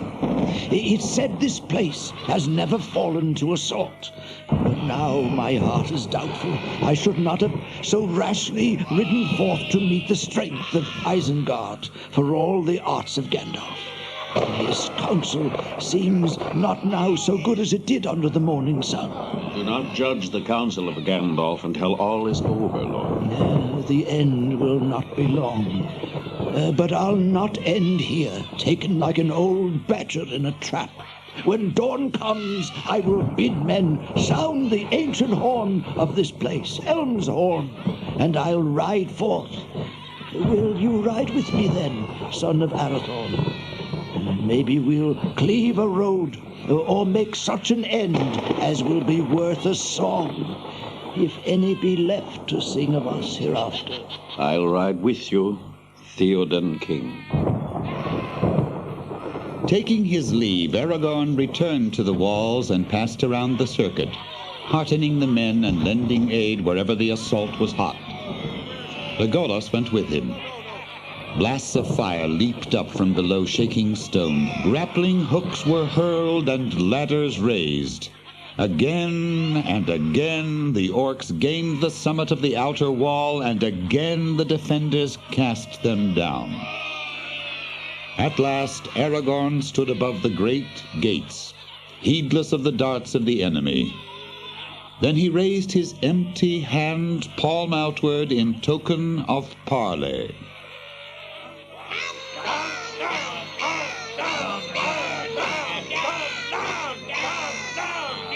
If you wish to speak to us, come down! Bring out your king! We are the fighting Uruk-hai. We'll fetch him from his hole if he doesn't come! Bring out the skulking king! The king stays or comes at his own will. Then what are you doing here? Do you wish to see the greatness of our army? We are the fighting Uruk-hai. I look out to see the dawn. What of the dawn? We are the Uruk-hai. We don't stop the fight for night or day, for weather or for storm. We come to kill thy sun or moon. What of the dawn? None knows what the new day shall bring him. Get you gone and return to your evil. Get down, or we'll shoot you from the wall. This is no parley. You've nothing to say. I have this still to say. No enemy has yet taken this place. Depart, for not one of you will be spared. Not one will be left alive to take back tidings to the north. You do not know your peril.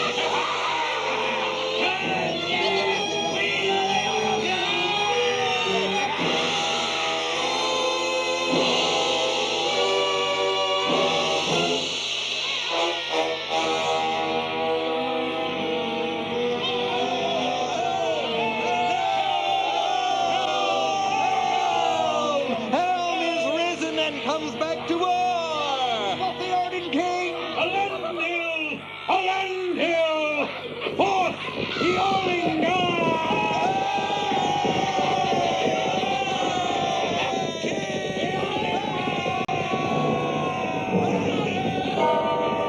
And so King Theoden rode from Helm's Gate and clove his path through to the dike. The company then halted. Light grew bright about them. Shafts of sun flared over the eastern hills and glimmered on their spears. Then they looked back and down into the coombe around. The land had changed. Where before the green dale had lain, its grassy slopes lapping the ever-mounting hills, there now a forest loomed. Great trees, bare and silent, stood rank on rank with tangled bough and hoary head. Their twisted roots were buried in the long green grass. Darkness was under them, and between the dike and the eaves of that nameless wood only 2 open furlongs lay. There now cowered the proud hosts of Saruman in terror of the king and in terror of the trees. Then suddenly upon a ridge appeared a rider clad in white, shining in the rising sun. Behind him, hastening down the long slopes, were 1,000 men on foot. Their swords were in their hands. Amid them strode a man, tall and strong. His shield was red.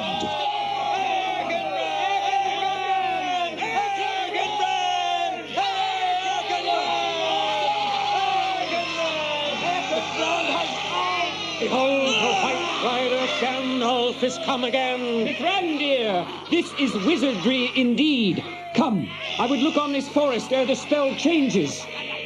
The hosts of Isengard swayed this way and that, turning from fear to fear. Like black smoke driven by a mounting wind, the army from Isengard fled. They passed under the waiting shadow of the trees, and from that shadow none ever came again.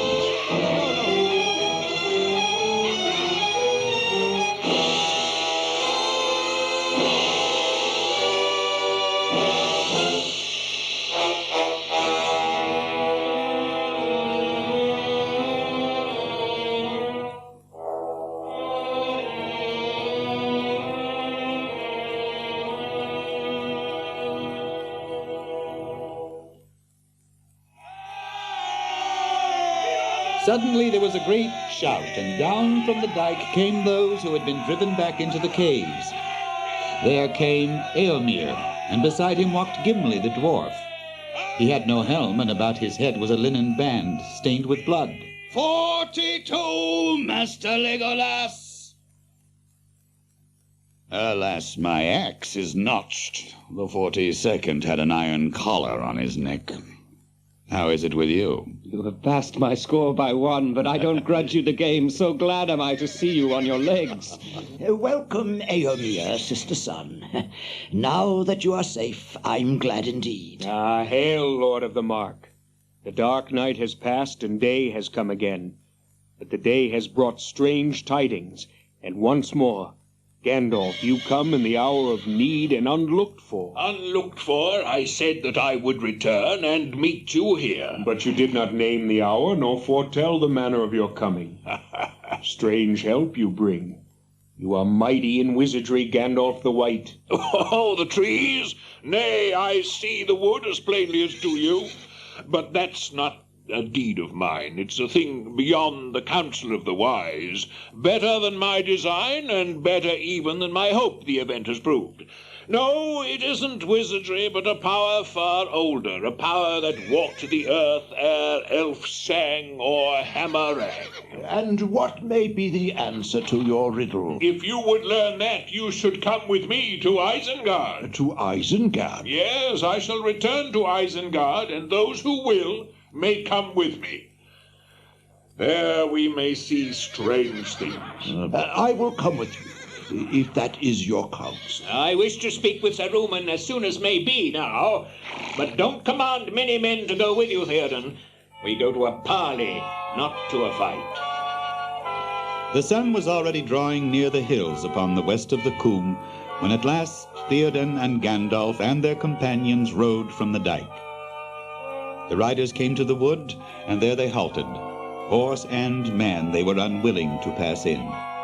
But Gandalf went forward, leading the company, and where the road met the trees they saw now an opening like an arched gate under mighty boughs. And through it Gandalf passed, and they followed him. It's hot in here. I feel a great wrath about us. Don't you feel the air throb in your ears? Yes. What's become of the miserable orcs? That I think no one will ever know. These are the strangest trees that ever I saw, and I have seen many an oak grow from acorn to ruinous age. I wish that there were leisure now to walk among them. They have voices, and in time I might come to understand their thought. No, let's leave them. I guess their thought already hatred of all that go on 2 legs, and their speech is of crushing and strangling. Not of all that go on 2 legs. There I think you're wrong. It's orcs that they hate. For they don't belong here, and know little of elves and men. Far away are the valleys where they sprang. From the deep dales of Fangorn, Gimli, that's whence they come, I guess. Now, then you may think them wonderful, but I've seen a greater wonder in this land, more beautiful than any grove or glade that ever grew. My heart is still full of it. Strange are the ways of men, Legolas. Here they have one of the marvels of the northern world, and what do they say of it? Caves. Caves, they say, holes to fly to in time of war. The caverns behind Helm's fastness are vast and beautiful. Do you cut down groves of blossoming trees in the springtime for firewood? No. We would tend those glades of flowering stone, not quarry them. With cautious skill, tap by tap, a small chip of rock, and no more, perhaps, in a whole anxious day. So we could work, and as the years went by, we should open up new ways and display far chambers that are still dark, glimpsed only as a void beyond fissures in the rock. And lights, Legolas. We should make lights, such lamps as once shone in Khazad-dûm, and when we wished we would drive away the night that has lain there since the hills were made. And when we desired rest, we would let the night return. You move me, Gimli. I've never heard you speak like this before. Almost you make me regret that I have not seen these caves. Come, let us make this bargain. If we both return safe out of the perils that await us, we'll journey together for a while. You shall visit Fangorn with me, and then I'll come with you to see Helm's caves. I will endure, Fangorn, if I have your promise. You have my promise. But alas, now we must leave behind both cave and wood for a while. See, we're coming to the end of the trees. How far is it to Isengard, Gandalf? Oh, about 15 leagues as the crows of Saruman make it. And when we come there, what shall we see? You may know, but I cannot guess. I don't know myself for certain. Now let's rest for a while, if we can.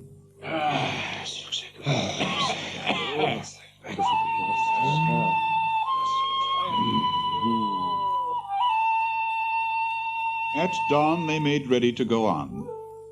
There was an ancient highway that ran down from Isengard to the crossings. And after they had ridden some miles, the highway became a wide street paved with great flat stones, squared and laid with skill.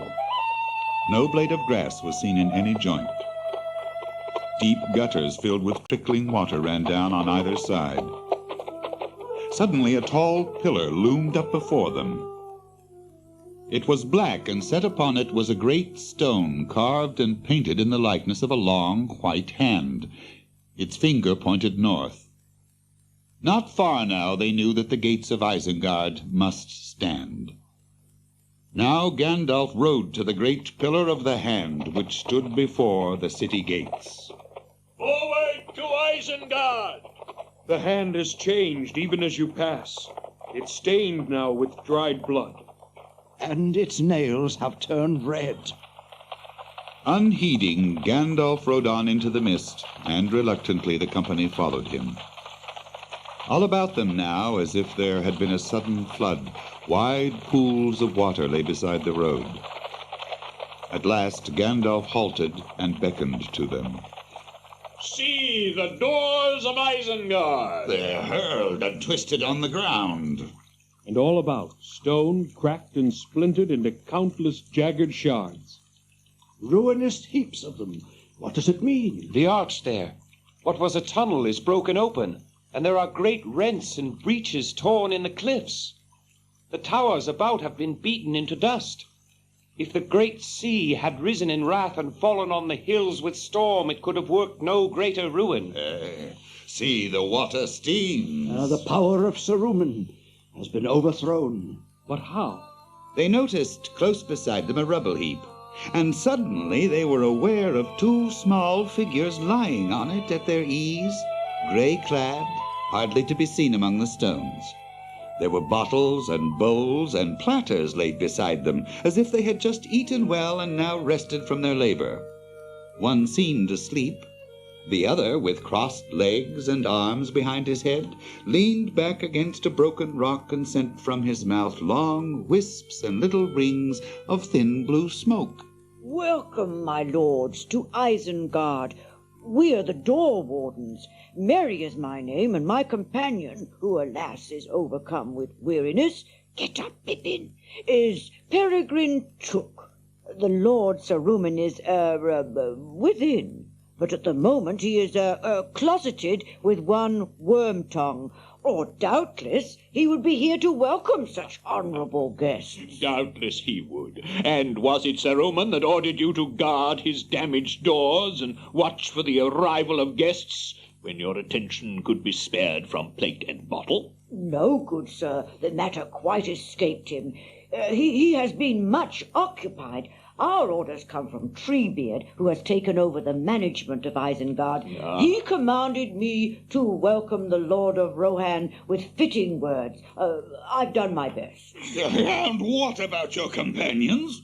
What about Legolas and me? You rascals! You woolly-footed and wool-pated truants! A fine hunt you've led us! 200 leagues through fen and forest, battle and death to rescue you, and here we find you feasting and idling and smoking. Smoking! Where did you come by the weeds, you villains? Hammer and tongs! I'm so torn between rage and joy that if I don't burst, it'll be a marvel. You speak for me, Gimli, though I would sooner learn how they came by the wine. One thing you've not found in your hunting, and that's brighter wits. Here you find us sitting on a field of victory amid the plunder of armies, and you wonder how we came by a few well-earned comforts. Well-earned. I can't believe that. Oh, it cannot be doubted that we witnessed the meeting of dear friends. So these are the lost ones of your company, Gandalf. Yes. The days are fated to be filled with marvels. Aren't these the halflings, the Hulbaitan? Hobbits, if you please, Lord. Hobbits. The name sounds not unfitting so. No report that I had does justice to the truth. You were gracious, Lord, or I hope that I may so take your word. I had not heard that they spouted smoke from their mouths. That's not surprising, for it's an art which we've not practiced for more than a few generations. It was Tubald Hornblower of Longbottom in the South Farthing who first grew the true pipeweed in his garden, about 1070 according to our reckoning.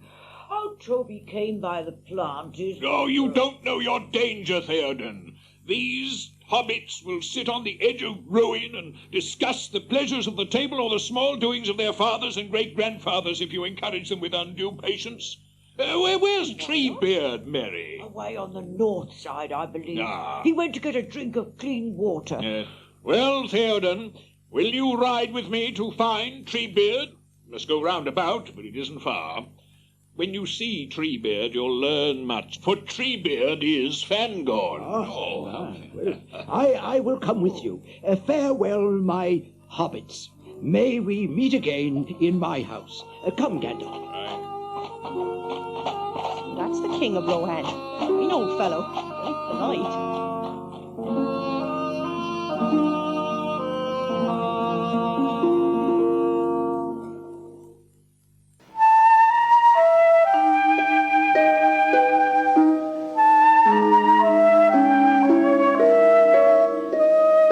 Gandalf and the king's company rode away, turning eastward to make the circuit of the ruined walls of Isengard.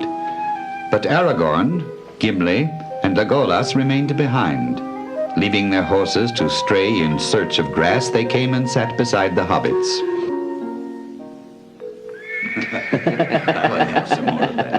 And so, as soon as Saruman had sent off all his army... To fight us. Exactly so, it seems. Then our turn came.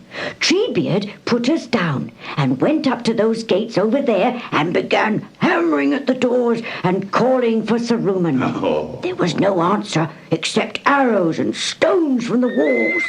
Then, when Treebeard had got a few arrows in him, he began to warm up, to get positively hasty, as he would say. He let out a great hoo-hoo, and a dozen more Ents came striding up. An angry Ent is terrifying, you know. Their fingers and their toes that just freeze onto rock, and they tear tear it up like bread crust. It was like watching the work of great tree roots in 100 years, all packed into a few moments. They pushed and pulled and tore, shook and hammered, and in 5 minutes they had these huge gates just lying in ruin. That's right. And some were already beginning to eat into the walls like rabbits in a sandpit. I don't know what Saruman thought was happening, but anyway, when the Ents had reduced a large part of the walls to rubbish, and what was left of his people had bolted and deserted him, Saruman fled in panic into his tower. Orthanc? Yes. Then he set some of his precious machinery to work. But by that time there were many Ents inside Isengard. Several of them got scorched and blistered. One of them got caught in a spray of some liquid fire and burned like a torch. Oh, it was a horrible sight. That sent them mad. I thought they'd been really roused before, but I was wrong. I saw what it was like at last.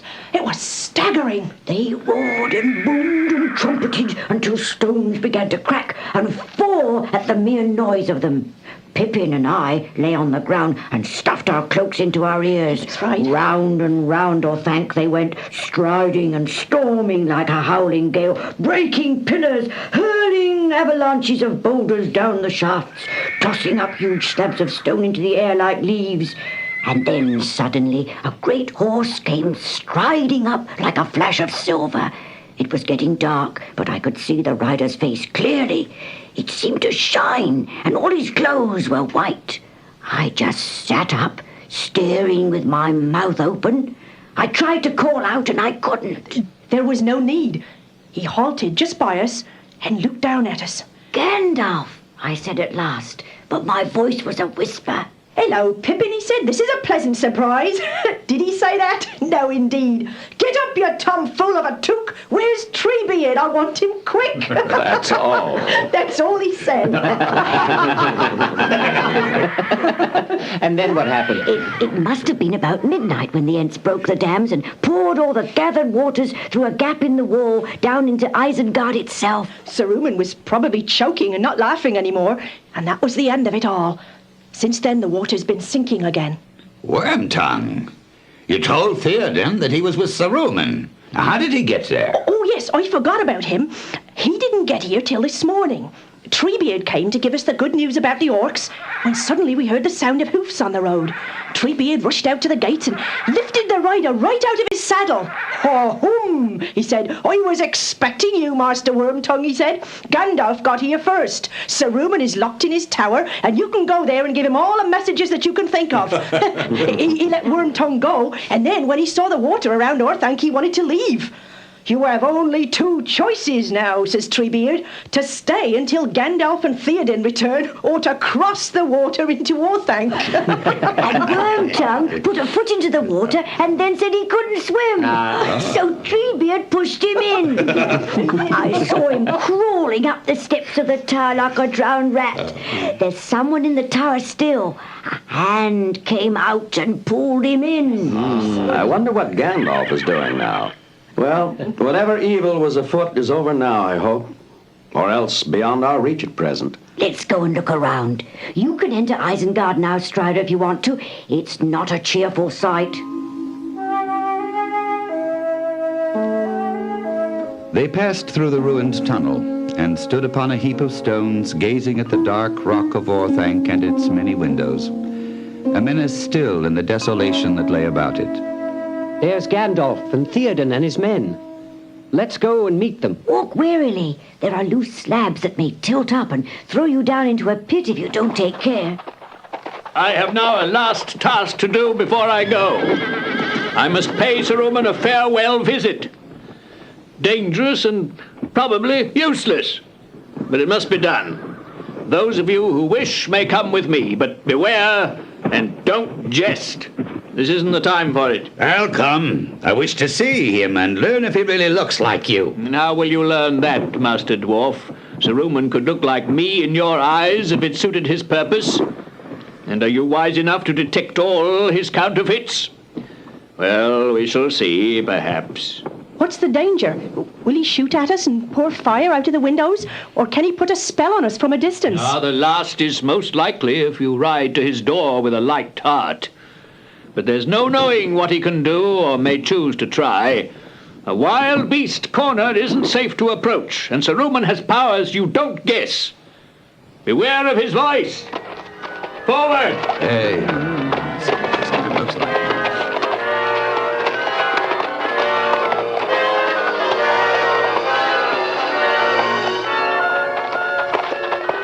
Saruman!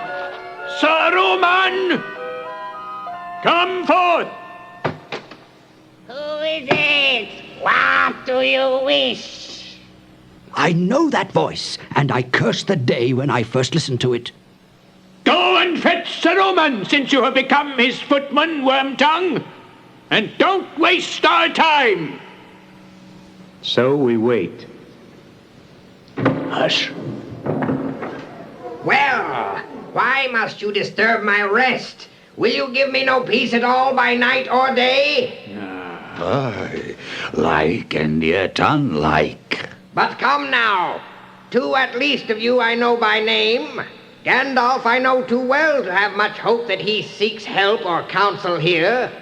But you, Theoden, Lord of the Mark of Rohan, declared by your noble devices, O worthy son and thrice renowned, why haven't you come before, and as a friend? Despite the injuries that have been done to me, in which the men of Rohan, alas, have had some part, still I would save you and deliver you from the ruin that draws nigh inevitably, if you ride upon this road which you have taken. Indeed, I alone can aid you now. In the language of Orthanc, help means ruin and saving means slaying, that's plain. But we don't come here to beg. Peace, peace.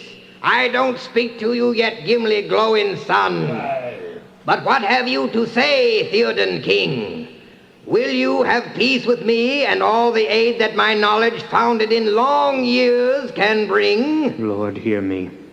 Have we ridden forth to victory, only to stand at last amazed by an old liar with honey on his forked tongue?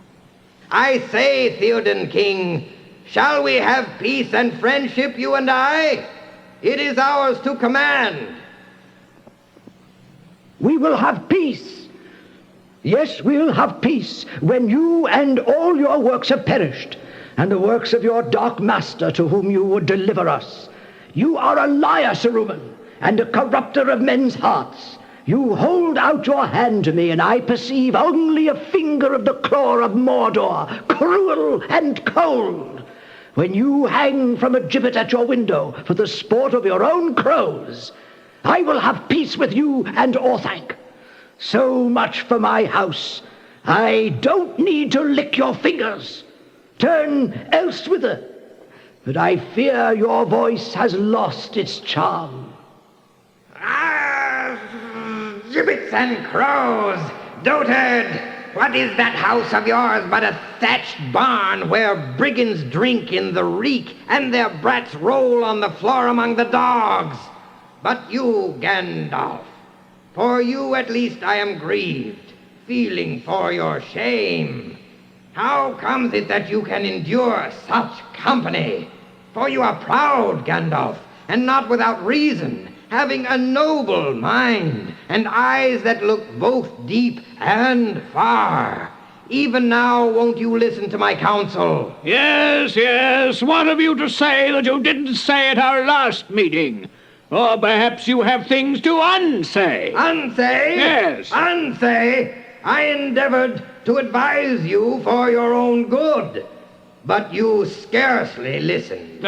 You are proud and don't love advice, having indeed a store of your own wisdom. No. For the common good I am willing to redress the past and to receive you. Won't you consult with me? Won't you come up? He will betray us. He will go, and we shall be lost. Saruman, Saruman, you missed your path in life. You should have been the king's jester and earned your bread and stripes, too, by mimicking his counselors. Ah, me. Understand one another. I fear I'm beyond your comprehension. But you, Saruman, I understand you now too well. Nay, I don't think I'll come up. But listen, Sir Roman, for the last time. You can leave Orthanc. Free, if you choose. That sounds, well, very much in the manner of Gandalf the Grey. So condescending and so very kind. I don't doubt that you would find Orthanc commodious and my departure convenient. And what do you mean by free? There are conditions, I suppose. No, when I say free, I mean free. Free from bond of chain or command to go where you will. Even to Mordor, Sir Roman, if you desire. But you'll first surrender to me the key of Orthanc and your staff. They shall be pledges of your conduct, to be returned later if you merit them. Later? Yes. Later? Yes, when you also have the keys of Mordor itself, I suppose. Don't be a fool. If you wish to treat with me while you have a chance, go away and come back when you're sober, and leave behind these cutthroats and small ragtag that dangle at your tail. Good day. Come back, Sir Roman! Aha! See, he returns at Gandalf's word. I didn't give you leave to go. I haven't finished. You'll become a fool, Sir Roman, and yet pitiable. Behold, I am not Gandalf the Grey, whom you betrayed. I am Gandalf the White, who has returned from death. You have no color now, and I cast you from the Order and from the Council, Sir Roman. Your staff is broken. Go! Look out! A murderous rogue. No, that was not thrown by Sir Roman, nor even at his bidding. It came from a window far above. Up there, you see, a parting shot from Master Wormtongue, I fancy, but ill-aimed. Well, his aim was poor, maybe, because he couldn't make up his mind which he hated more, you or Sir Roman. Yeah, that may be so. Small comfort will those two have in their companionship. They'll gnaw one another with words. Now, who has that which was thrown? I. It's a globe of glass, it seems. It's very heavy. Here, my lad, I'll take that. I didn't ask you to handle it. Quick, wrap it in the folds of my cloak. It's not a thing that Sir Roman would have chosen to cast away. But come, let's introduce Treebeard to the others. Here he is. Treebeard, here are three of my companions. I've spoken of them, but you haven't yet seen them. Aragorn, Legolas, and Gimli the dwarf. I must take your gatekeepers from you, I'm afraid, but you'll manage well enough without them. Maybe I shall, but I shall miss them. We've become friends in so short a while that I think I must be getting hasty. They shall remain friends as long as leaves are renewed. Very well. If you hear news up in your pleasant land in the Shire, send me word. You know what I mean. Word or sight of the Entwives. Come yourselves if you can. We will, Treebeard. We will, Treebeard. So Saruman wouldn't leave? No. I didn't think he would. His heart is as rotten as a blackened tree. Sir Roman has the key of Orthanc, but he mustn't be allowed to escape. Lead it to the ends. Trees are coming back to live here. Old trees, wild trees. The watchwood, we'll call it. Not a squirrel will go here, but I shall know of it. Lead it to Ents, until 7 times the years in which he tormented us have passed. We shall not tire of watching him. Good. And now we can continue on our way.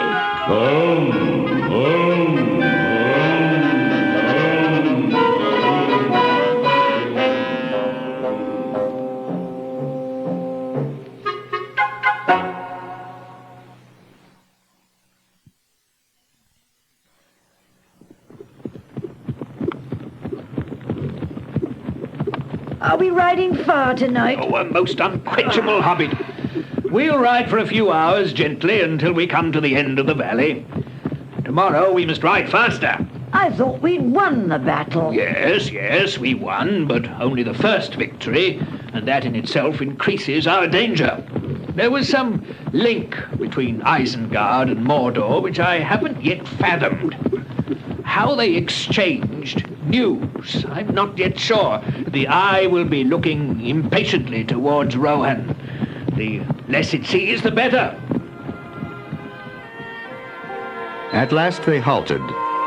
Then, turning aside, leaving the highway and taking to the sweet upland turf again, they lit a fire in a hollow while guards were set, 2 at a watch. The rest, after they had supped, wrapped themselves in a cloak and blanket and slept.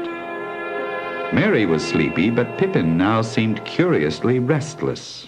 What's the matter, Pippin? Are you lying on an anthill? No, but I'm not comfortable. I wonder how long it is since I slept in a bed. Work it out on your fingers. Look. You must know how long it is since we left Lorien. Oh, that? I mean a real bed in a bedroom. You had the luck, Mary. You were riding with Gandalf. Well, what of it? Did you get any news? Any information out of him? Yes, a good deal. More than usual. But you can go with him tomorrow if you think you can get more out of him, and he'll have you. Can I? Good. But he's close, isn't he? Not changed at all. Oh, yes, he is. He has changed, but we've not had a chance to see much yet. Well, if Gandalf has changed, then he's closer than ever, that's all. That glass ball now, he seemed mighty pleased with it. He knows or guesses something about it, but does he tell us what? No, not a word. Yet I picked it up and I saved it from rolling into a pool. Here, I'll take that. That's all. I wonder what it is. It felt so very heavy. I should like to know. I don't see why not. I just want to pick it up. Hello? So that's what's bothering you. Now, Pippin, my lad, don't forget. Don't meddle in the affairs of wizards. Oh, but our whole life for months has been one long meddling in the affairs of wizards. I should like a look at that ball. Oh, go to sleep. You'll get information enough sooner or later. All right. What's the harm in my telling you that I should like a look at that stone? I can't have it with old Gandalf sitting on it like a hen on an egg. Oh, if I yawn any more, I shall split at the ears. Good night. Pippin lay still now, but sleep remained far away. And at last he could stand it no longer. He got up and looked around. Driven by some impulse that he did not understand, he walked softly to where Gandalf lay and looked down at him. The wizard seemed asleep, but with lids not fully closed. There was a glitter of eyes under his long lashes, and Pippin stepped back hastily. But Gandalf made no sign. And drawn forward once more, half against his will, the hobbit crept up again from behind the wizard's head. He was rolled in a blanket with his cloak spread over the top. There was a hammock, something round, wrapped in a dark cloth between his right side and his bent arm. His hand seemed only just to have slipped off it to the ground. Hardly breathing, Pippin crept nearer, foot by foot. Then he put his hands out stealthily. Then an idea came into his mind. He tiptoed away, found a large stone, and came back. Quickly now he drew off the cloth, wrapped the stone in it, and kneeling down, laid it back by the wizard's hand. He stole away and sat down on a green hillock not far from his bed. He sat with his knees drawn up and the ball between them. He bent low over it, looking like a greedy child stooping over a bowl of food. He drew his cloak aside and gazed at it. At first the globe was dark, black as jet. Then there came a faint glow and stir in the heart of it. Soon the inside seemed on fire. He gave a gasp and struggled. Closer and closer he bent, and then became rigid. Is it? Who's there? Where's... quick! Ah, so there's the thief. Quick, cover that globe. But you, Pippin, the devilry, what mischief has he done to himself and to all of us? Come, Pippin, Pippin, wake, wake. It's not for you, Sir Roman. I will send for it at once. What? Do you understand? Say just that. Peregrine Took, come back, come back. Gandalf. Gandalf. Forgive me. Forgive you. Tell me first what you've done.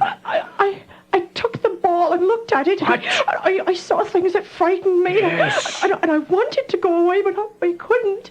And then he came and questioned me, and he looked at me, and that's all I remember. That won't do. What did you see? And what did you say? Oh, it was horrible. Speak. I saw a dark sky and tall battlements. Yes. And tiny stars. Yes. Then the stars went out and they were cut off by things with wings. I thought there were 9 of them. 9? One began to fly straight towards me, getting bigger and bigger, and had horrible... Oh, no, I can't say. I tried to get away, but then he came. Oh. He didn't speak, so I could hear words. He just looked, and I understood.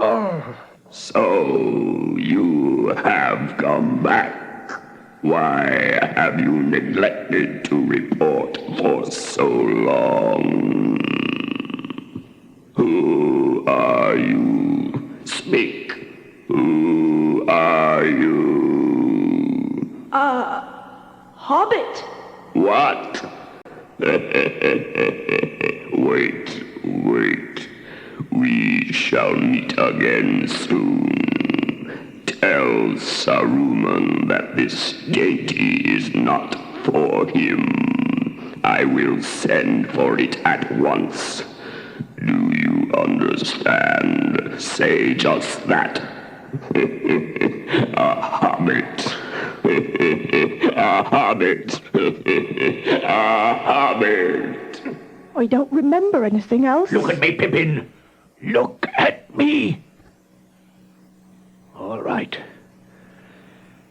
Say no more. You've taken no harm. There's no lie in your eyes, as I feared. A fool, but an honest fool you remain, Peregrine Took. You've been saved, but you can't count on it a second time. He didn't want information only. He wanted you quickly so that he could deal with you in the Dark Tower slowly. Don't shudder. If you will meddle in the affairs of wizards, you must be prepared to think of such things. Oh, but come, I forgive you. Be comforted. Things haven't turned out as evilly as they might. But I must consult. How is he? I think all will be well now. Will you, Aragorn, take the Orthanc stone and guard it? It's a dangerous charge. Dangerous indeed, but not to all. There's one who may claim it by right. For this assuredly is the Palantir of Orthanc from the treasury of Elendil, set here by the kings of Gondor. Now my hour draws near. I will take it. Then receive it, my lord. It's in earnest of other things that should be given back. But if I may counsel you in the use of your own, don't use it. Not yet. Be wary. Yes, there can be no doubt. At last we know the link between Isengard and Mordor. Yes. And how it worked. Much is explained. The enemy, it's clear, thought that the stone was in Orthanc. Why shouldn't he? And that, therefore, the hobbit, Pippin, was captive there, driven to look in the glass for his torment by Saruman. It may take some time before he learns his error. We must snatch that time. I'll ride ahead with Pippin. I will keep Eomer, my son, and 10 riders. The rest may go with Aragorn and ride as soon as they have a mind.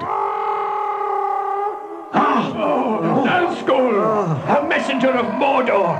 He'll learn the truth sooner than we expected.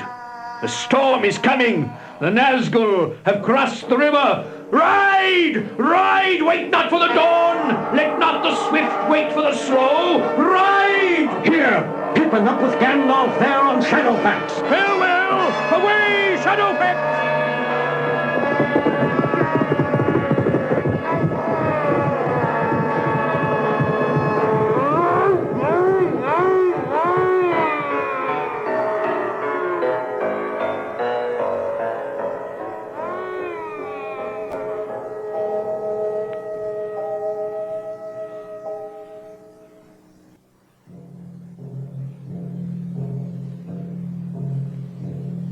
It was the third evening since Frodo and Sam had fled from the company, as far as they could tell.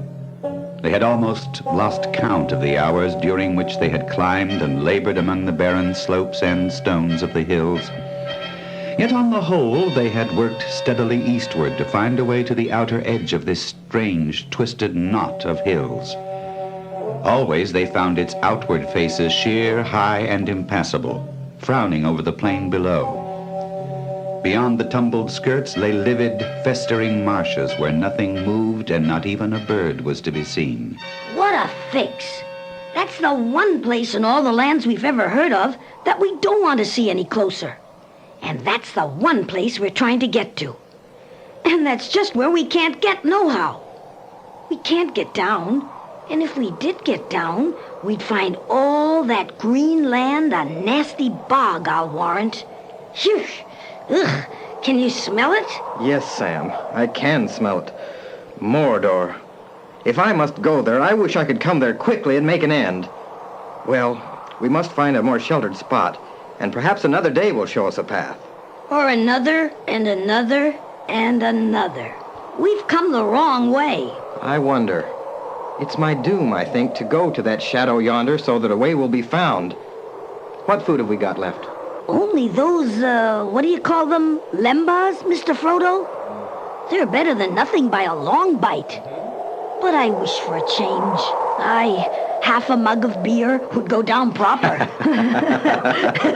I've lugged my cooking gear all the way from the last camp. And what use has it been? Nothing to make a fire with for a start, and nothing to cook. Not even grass.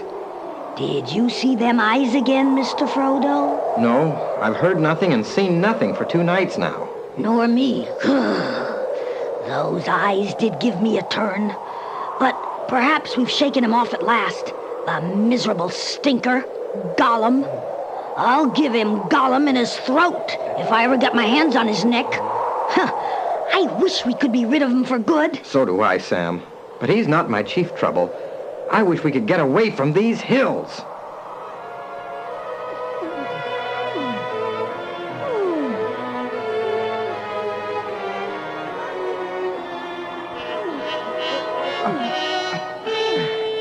There's nothing for it but to scramble down this gully here, Sam. Let's see what it leads to. Oh, a nasty drop, I'll bet. I think we can manage this. You keep your head and follow me.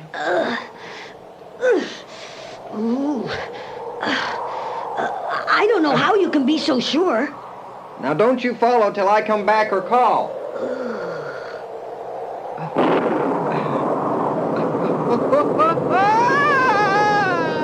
Master! Master! Oh, Master! I'm here, but I can't see. Come back! Come back! I can't see. I can't find any hold. I can't move yet. Oh, what can I do, Mr. Frodo? What can I do? I'm coming down to you. No, wait. I feel better already. Now, wait. You can't do anything without a rope. Rope? Well, if I don't deserve to be hung on the end of one as a warning to numbskulls. Stop chattering. Are you trying to tell yourself you've got some rope in your pocket? If so, out with it. Yes, Mr. Frodo, in my pack and all. Carried it hundreds of miles and I'd clean forgotten it. Then get busy, let down an end. There! Catch it!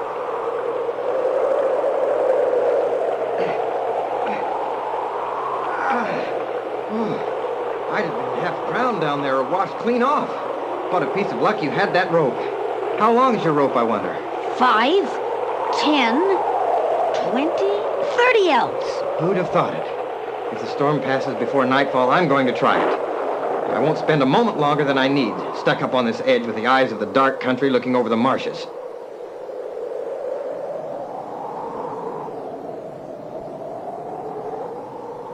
It's passing. Oh, it's good to be able to see again. Do you know, I thought for a bit that I'd lost my sight? I could see nothing at all, until the gray rope came down. It seemed to shimmer somehow. Well, now make it fast to that stump, Sam. Then I think you shall have your way this time and go first. I'll lower you, and you need do no more than use your feet and hands to fend yourself off the ledges and give me a rest. When you're down, I'll follow. Very well, if it must be.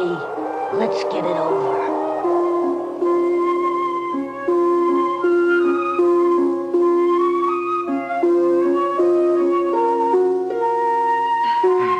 Well, we've done it. We've escaped from those mountains. And now, what next, I wonder? Maybe we shall soon be sighing for a good hard rock underfoot again. Ninny hammers noodles! My beautiful rope! And there it is, tied to a stump, and we're at the bottom. Just as nice a little stair for that slinking golem as we could leave. Yeah, better put up a signpost to say which way we've gone. I thought it seemed a bit too easy. I don't like leaving it, and that's a fact. It won't pull off. I saw to that. Made by Galadriel, too, maybe. Galadriel! Oh, it came off, just like that. A good thing it held as long as it did. And to think that I trusted all my weight to your knot. I may not be much good at climbing, but I do know about rope and about knots. Then the rope must have broken. I bet it didn't. Then I'm afraid it must have been the knot. Mr. Frodo, I think the rope came off itself when I called. It certainly did. Oh, how beautiful the stars are, and the moon. Yeah. I don't think we'll try the marshes by the light of half a moon, though. What's that? Look over there on the cliff. That's what it is. It's that golem. Snakes and adders. Oh, no. And to think that I thought that we'd puzzle him with our bit of a climb. Look at him. Like a nasty crawling spider on a wall. Do you think he can see us? I don't know, but I think not. Not in these elven cloaks. Then why is he coming down just here? Quietly, Sam. He can smell us, perhaps. And he can hear as keen as elves, I think. Well, I'm sick of him. Careful. Don't alarm him. He's much more dangerous than he looks. He's almost down.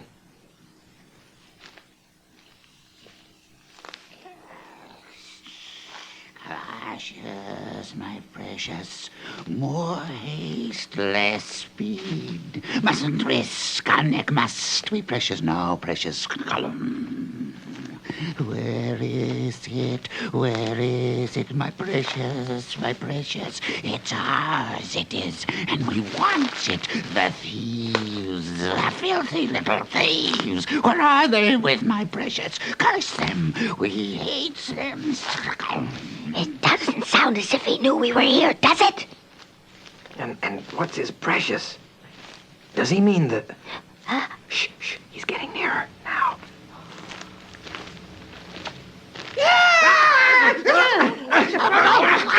Let go, Gollum! This is Sting! You've seen it before once upon a time. Let go, or you'll feel the bite of it this time. I'll cut your throat! Don't hurt us. Don't let them hurt us, precious. They won't hurt us, will they, nice little hobbitses? We didn't mean no harm, but they jumped on us like cats on poor mices, they did, precious. And we're so lonely. We'll be nice to them, very nice, if they'll be nice to us, won't we? Yes. Yes. What's to be done with it? Tie it up, so it can't come sneaking after us no more, I say. That Yes. would kill us. Kill us, cruel little hobbitses. Tie us up in the cold, hard lands and leave us cold. No, if we kill him, we must kill him outright. But we can't do that, not as things are. Poor wretch, he's done us no harm. Oh, hasn't he? What about my poor shoulder? Oh. Anyway, he meant to. And throttle us in our sleep. That's his plan. I dare say, but what he means to do is another matter. What a pity Bilbo didn't stab the vile creature when he had a chance. Pity? It was pity that stayed his hand. Pity and mercy. Not to strike without need. I don't feel pity for Gollum. He deserves death. Deserves death? I dare say he does. Many that live deserve death, and some die that deserve life. Can you give that to them?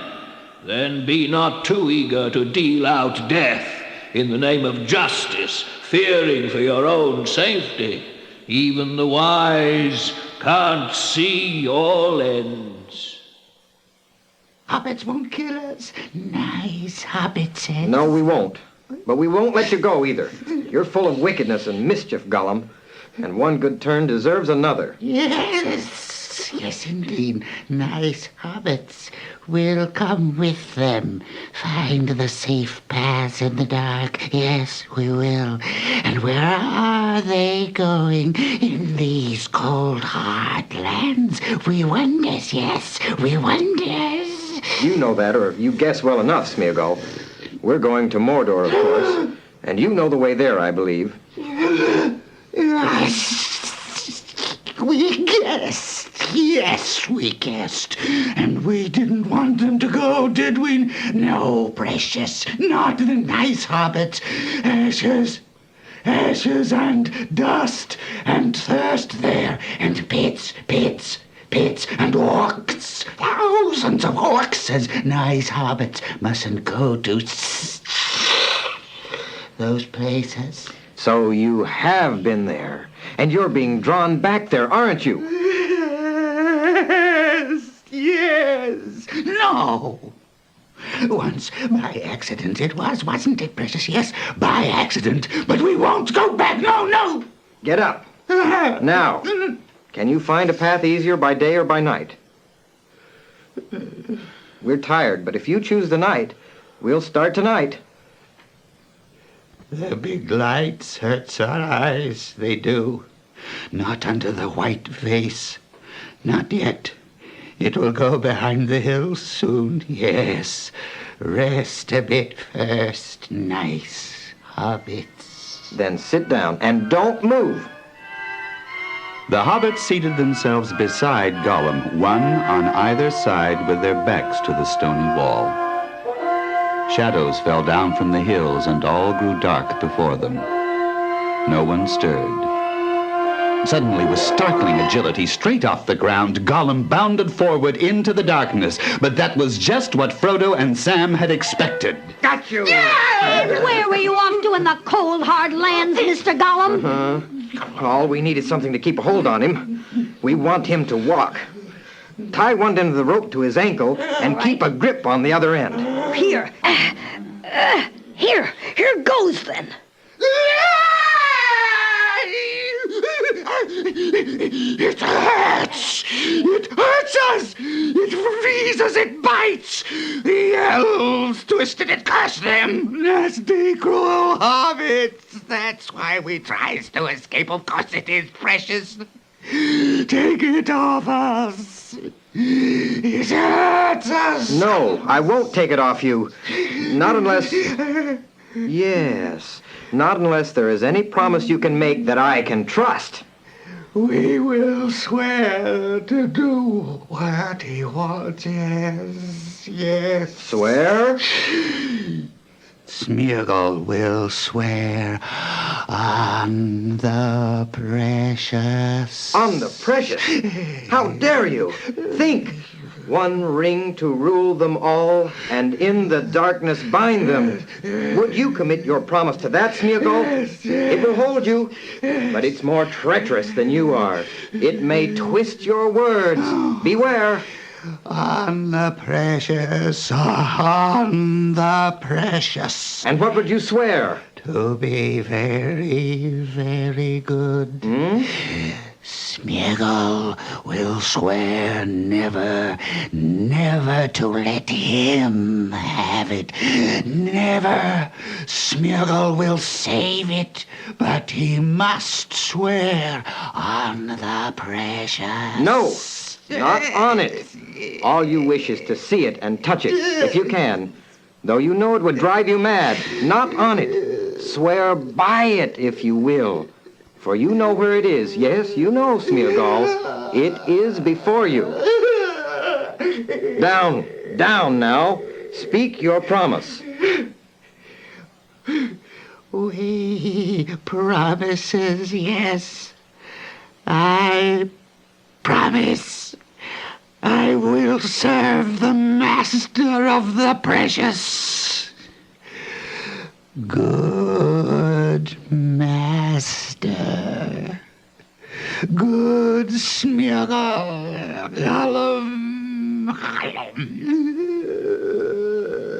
Take the rope off, Sam. Well, Gollum, or whatever it is we're to call you, let's get on with it. The moon's gone and the night's going. We'd better start. Yes, yes, off we go. Very lucky you came this way. Very lucky you found Smeargol. Yes, follow Smeargol. Not too far ahead now. I'm going to be at your tail, and I've got the rope handy. No. Yes. Smeargol, promise.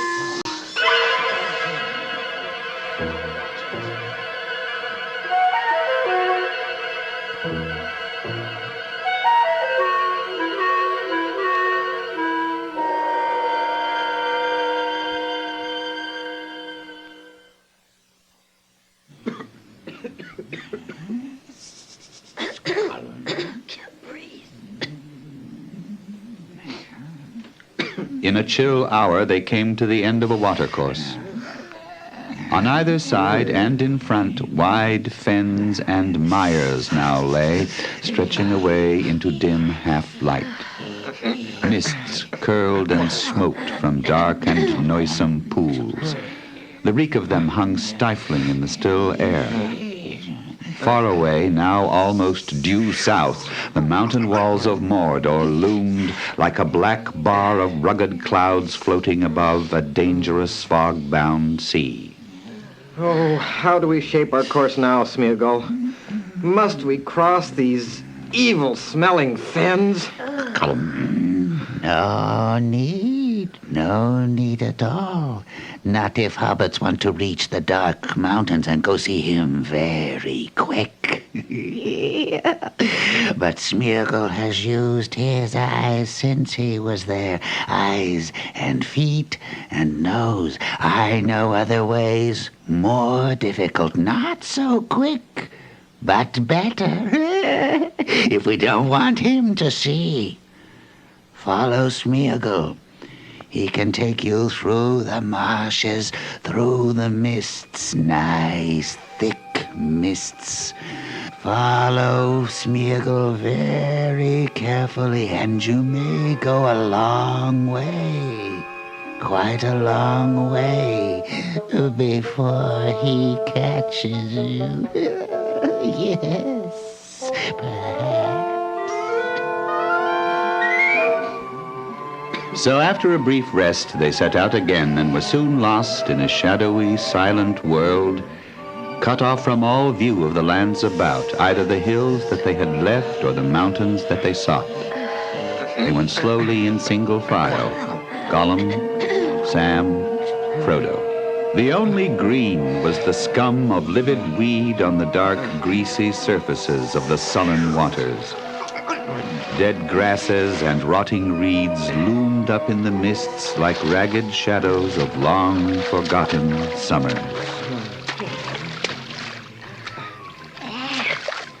Not a bird. No birds, nice birds.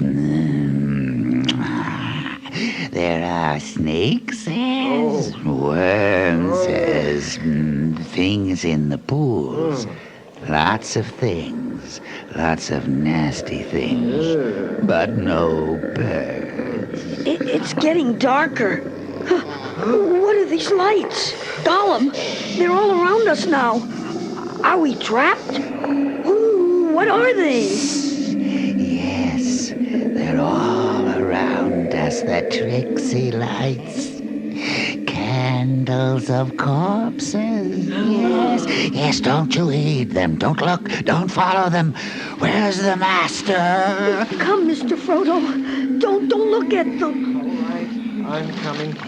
Go on.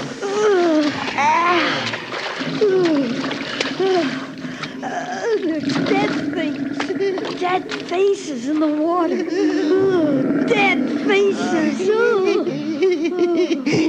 The dead Martians. Yes, yes, that's their name. You shouldn't look in when the candles are lit. Who are they? What are they? I don't know, but I've seen them too. They lie in the pools, pale faces deep, deep under the dark water. I saw them. Grim faces and evil and noble faces and sad. Many faces, proud and fair, and weeds in their silver hair. But all foul, all rotting, all dead. Yes, all dead, all rotten, elves and men and orcs. There was a great battle long ago, yes, but the marshes have grown since then, swallowed up the graves, always creeping, creeping. You can't reach them, you can't touch them. We tried once, yes, precious, only shapes to see, not to touch. Well, I don't even want to see them. Can't we get away from all this? Yes, yes, but slowly, very slowly, very carefully, or hobbits go down to join the dead ones and light little candles. Follow Smeagol. Don't look at the light. Don't look, Sam, don't.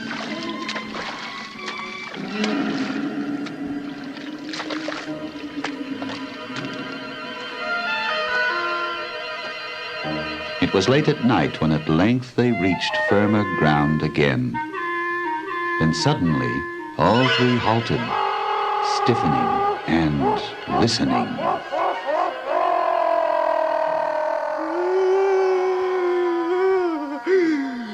Wraiths, wraiths on wings.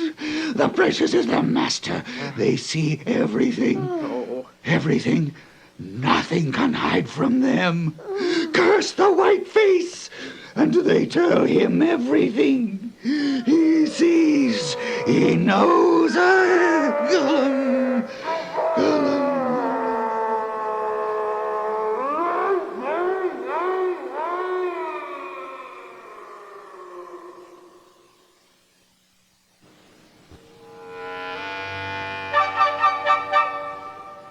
When day came at last, the hobbits were surprised to see how much closer the ominous mountains had already drawn. The land ahead rose in long, shallow slopes, barren and pitiless, towards the desert that lay at Sauron's gate. Here nothing lived, not even the leprous growths that feed on rottenness. The gasping pools were choked with ash and crawling mud, sickly white and gray, as if the mountains had vomited the filth of their entrails upon the lands about. High mounds of crushed and powdered rock, great cones of earth fire-blasted and poison-stained, stood like an obscene graveyard in endless rows, slowly revealed in the reluctant light. The day passed slowly. A great thirst troubled them, but they drank only a few drops from their bottles. Sam dozed, and it was Frodo's turn to be on guard.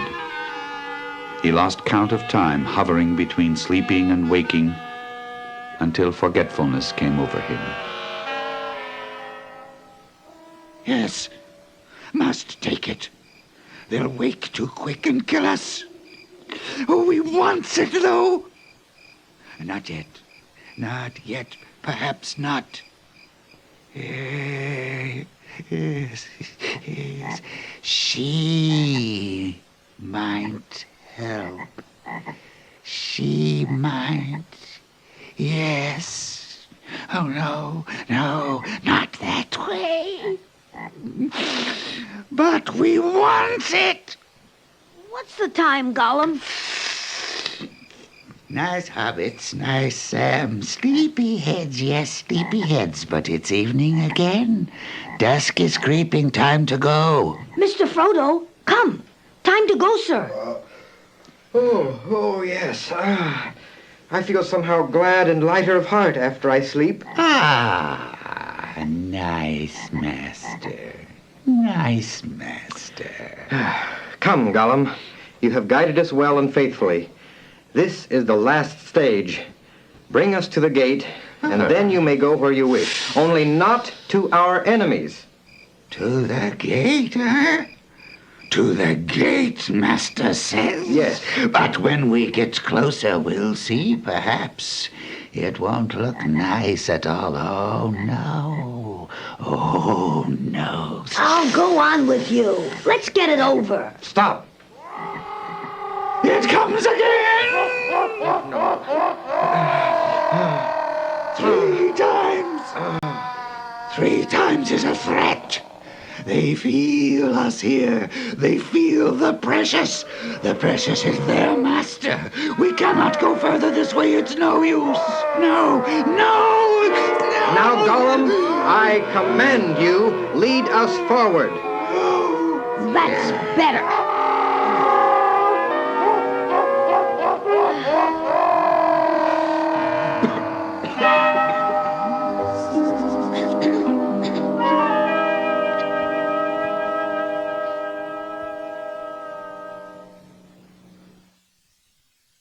The Lord of the Rings, Part 8, by J.R.R. Tolkien.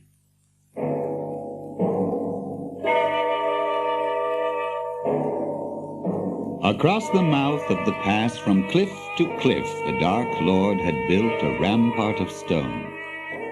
In it there was a single gate of iron, and upon its battlement sentinels paced unceasingly. Beneath the hills on either side, the rock was bored into 100 caves and maggot holes. There a host of orcs lurked, ready at a signal to issue forth like black ants going to war. None could pass the teeth of Mordor and not feel their bite, unless they were summoned by Sauron or knew secret passwords that would open the gate of his land. The 2 hobbits gazed at the towers and the wall in despair. Well, here we are. There's the gate. I suppose it's no good asking, what way do we go now? No, we can't go further. Smeagol knew the hobbits couldn't go this way. Oh, yes, Smeagol knew. Then what the plague did you bring us here for? Master says so. Master says bring us to the gate. I did. Therefore I shall go this way. I don't ask anyone to go with me. No, Master. No use that way.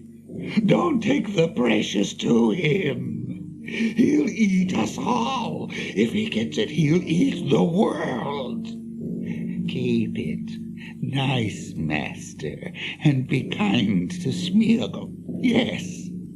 Yes, give it back to little Smeagol. Yes, Master, give it back. He will do lots of good, especially to nice hobbits.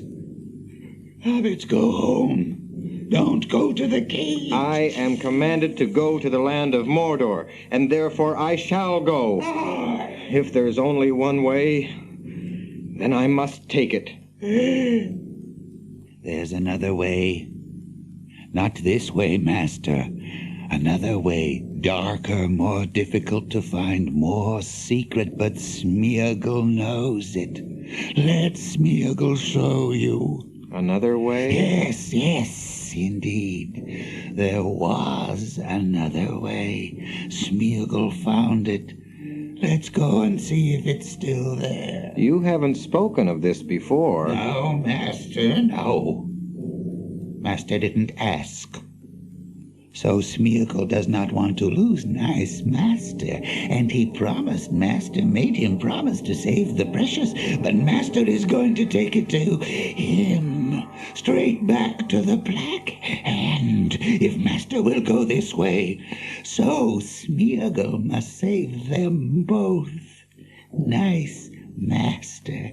Smeagol is very good, always helps. Smeagol, I will trust you once more. Indeed, it seems I must do so, and that it's my fate to receive help from you. Tell me of this other way, and show me, if you can, what hope there is in it. I'm in haste. The road to the left. At once it begins to climb up, winding and climbing back towards the tall shadows.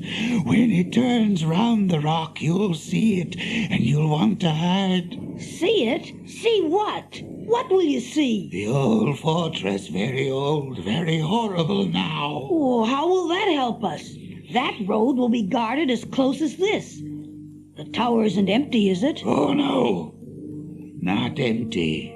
And so we're to walk up and knock at their gate and ask if we're on the right road for Mordor, Don't make jokes about it. It isn't funny. Oh, no, not amusing. This is where Smeagol helps. Nice Smeagol, though no one tells him what it's all about. Smeagol helps again. He found it. He knows it. What did you find? Yeah. A little path leading up into the mountains, and then a stair. A narrow stair. Oh, yes. Long and narrow. And then a tunnel. Isn't the secret way guarded? Yes. Perhaps. No safe places in this country. But master must try it, or go home.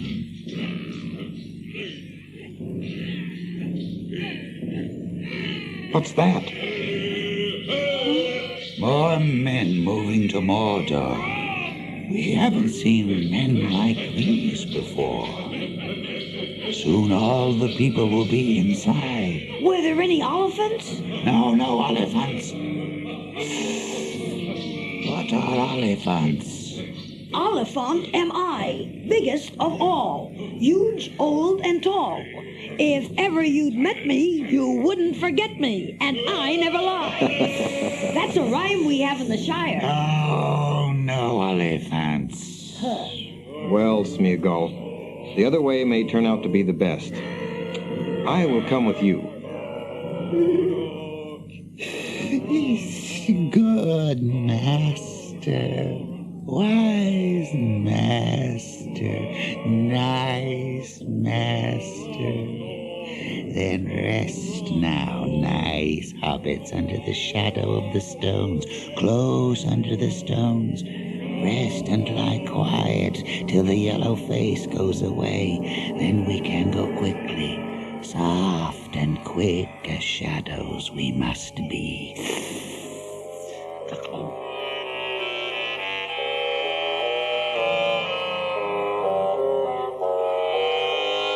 And so they passed into the northern marches of that land that men once called Ithilien, a fair country where many trees grew, planted long ago.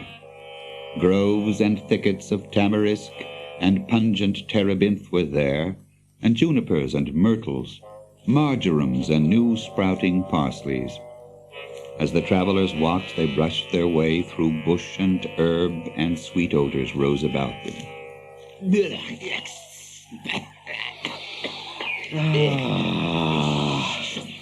Well, Gollum, you don't like our food. Could you find anything fit for a hungry hobbit? Yes, perhaps, yes. Smeagol always helps if they asks nicely. All right, I does ask. Nicely. And if that isn't nice enough, I beg. Frodo, after a few mouthfuls of lembas, settled down into the brown fern and went to sleep. Sam looked at him. Frodo's face was peaceful. The marks of fear and care had left it. But it looked old. old and beautiful, as if the chiseling of the shaping years was now revealed in many fine lines that had before been hidden, though the identity of the face had not changed. I love him. He's like that. And sometimes it shines through somehow. But I love him, whether or no. Smeagol always helps. He has brought rabbits. But Master has gone to sleep, doesn't want rabbits now. Smeagol tries to help, but he can't catch things all in a minute. Now let me think. Gollum, I've another job for you. Go and fill these pans with water and bring them back. Smeagol will fetch water, yes. But what does the hobbit want all that water for? He has drunk, he has washed. Now never you mind. And don't damage one of my pans, or I'll carve you into mincemeat. My Mr. Frodo's too thin and drawn, and not right for a hobbit. If I can get these conies cooked, I'm going to wake him up. Now, let's get a little fire going here. No, silly hobbits, foolish, yes, foolish. They mustn't do it, not make nasty red tongues fire. Fire, it's dangerous, yes it is, it burns, it kills, and it will bring enemies. Yes, it will. Well, I don't think so. But if it does, it does. I'm going to stew these conies. Stew the rabbits? And I'd give a lot for half a dozen taters. Taters? What's taters, precious, What's taters? Oh, taters. I'll cook you some taters one of these days. I will. Fried fish and chips served by S. Gamgee. You couldn't say no to that. Yes, we could. Spoiling nice fish, scorching it. Give me fish now. Keep nasty chips. Ugh, you're hopeless. Go to sleep.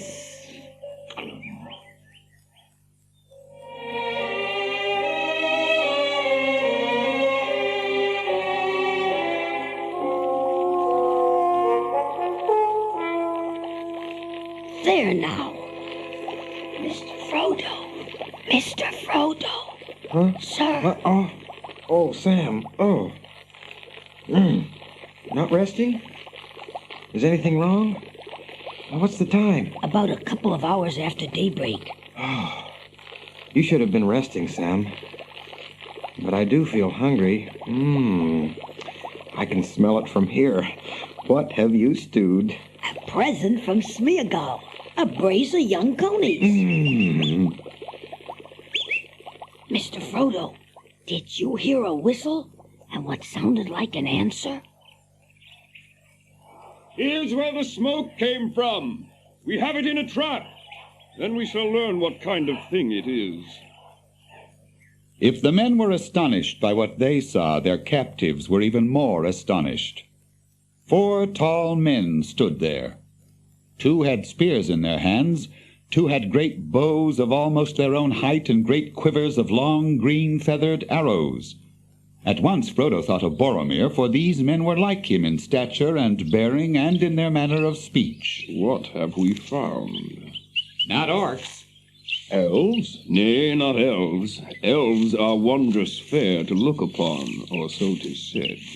Meaning we're not, I guess. Thank you kindly. And when you finish discussing us, who are you? I am Faramir, captain of Gondor. But there are no travelers in this land, only servants of the Dark Tower, or of the White. We're neither. Travelers we are, whatever Captain Faramir may say. Declare yourselves and your errand, then. Come, where is the third of your company? I don't know where he is. He's only a chance companion, and I'm not answerable for him. I am Frodo, son of Drogo, and with me is Samwise. We are hobbits from the Shire. We have come by long ways. 7 companions we had, a dwarf, an elf, and 2 men, Aragorn and Boromir. Boromir? Son of the Lord Denethor? That is news indeed. Know, little stranger, that Boromir was our captain general. We must learn more of this. But not now. We have business in hand. You are in peril. If I return, I will speak more with you. 2 men will remain on guard. Farewell. Farewell. Think what you will. I am a friend of all enemies of the one enemy. We would go with you. May the light shine on your swords. I wonder where that dratted Gollum is. He stands a fair chance of being spitted like an orc. That's true. Huh. It sounds like 100 blacksmiths all smithying together. They're as near as I want them now.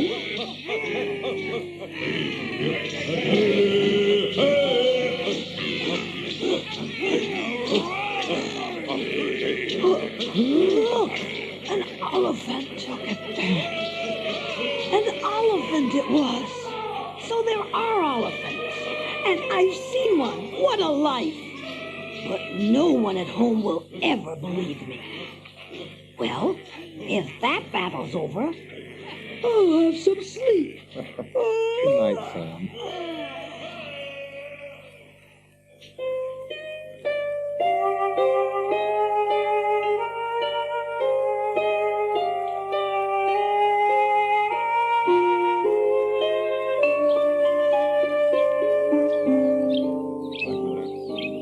I wish then to learn more of it from you, for what concerns Boromir concerns me. Had you this thing in keeping? It is hidden, you say. But isn't that because you choose to hide it? Not because I choose. It doesn't belong to me. It doesn't belong to any mortal, great or small. Though if any could claim it, it would be Aragorn, whom I named, the leader of our company. Why so? Why not Boromir, prince of the city that the sons of Elendil founded? Because Aragorn is descended in direct lineage from Elendil's son himself. What? And the sword that he bears was Elendil's sword. What? Elendil's sword? Maybe, but so great a claim will need to be established. Boromir was satisfied of that claim. My part in the company was known to him, but it is not mine to reveal to any outside the company. Yet those who claim to oppose the enemy would do well not to hinder it. So, you bid me mind my own affairs. Were you a friend of Boromir? Yes, I was his friend, for my part. Then you would grieve to learn that Boromir is dead. Dead? Oh, I would indeed. How then did he die? Or how do you know of it? As to the manner of his death, I had hoped that his friend and companion would tell me how it was. But he was alive and strong when we parted, though surely there are many perils in this world. Many indeed, and treachery not the least. Begging your pardon, Mr. Frodo. See here, Captain. Let's come to the point. Do you think my master murdered this Boromir? Huh. 'Tis a pity that folk as talk about fighting the enemy can't let others do their bit in their own way without interfering. Patience. Don't speak before your master, whose wit is greater than yours. You ask me how I know that Boromir is dead. Tidings of death have many wings. Night oft brings news to near kindred, 'tis said. Boromir was my brother. What? Do you remember aught of special mark that the Lord Boromir bore with him upon his gear? Oh, I remember Boromir bore a horn. You remember well. 5 days ere I set out on this venture, I sat at night by the waters of the Anduin River. I saw a boat floating on the water, glimmering gray, a small boat of a strange fashion. An awe fell on me, and the boat turned towards me and stayed its pace and floated slowly by within hand's reach, yet I durst not handle it. It waded deep, as if heavily burdened, and as it passed under my gaze, it seemed to me it was almost filled with clear water from which came a light. And lapped in the water, a warrior lay asleep. A broken sword was on his knee, and I saw many wounds on him. It was Boromir, my brother. I knew his gear, his sword, his beloved face. One thing I knew not, a fair belt, as it were, of linked golden leaves. Boromir, I cried, where is thy horn? Whither goest thou, O Boromir? But he was gone, and I do not doubt that he is dead and has passed down the river to the sea. Alas, that was indeed Boromir as I knew him. This brooch is of the same workmanship. Ah. His golden belt was given him in Lothlorien by Galadriel. Lest you should think my tale a vision, I will tell you this. The horn of Boromir at least returned in truth, but it was cloven in two. The shards came severally to shore. The day you heard it blowing, if your reckoning be true, was the day we parted. And now your tale fills me with dread, for if Boromir was in peril and was slain, I must fear that all my companions perished too, and they were my kindred and my friends. So will you not put aside your doubt of me and let me go? I am weary and full of grief and afraid. Go back, Faramir, valiant captain of Gondor, and defend your city while you may, and let me go where my doom takes me. You, Frodo, and Samwise will come with me and my guards in the morning. I will decide what is best for me to do, and you for you.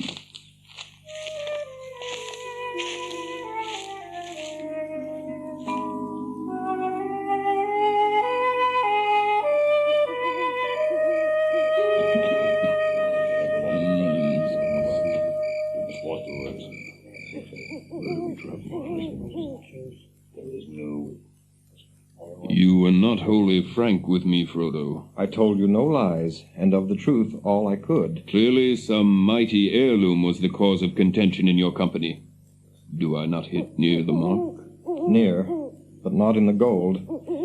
Ancient tales teach us also the peril of rash words concerning such things as heirlooms. Ah, then it is as I thought. Boromir wished this thing brought to Minas Tirith. Well, it's my opinion that from the moment he first saw it, he wanted the enemy's ring. Sam! Oh, save me. There I go again. Oh, dear, oh, dear. Now look here, sir. Now's the chance to show your quality. So it seems. So that is the answer to all the riddles. The one ring that was thought to have perished from the world, and Boromir tried to take it by force. And you escaped, and ran all the way to me. And here in the wild I have you, 2 halflings, and a host of men to my call, and the Ring of Rings. A pretty stroke of fortune. A chance for Faramir, captain of Gondor, to show his quality. Look out, Mr. Frodo!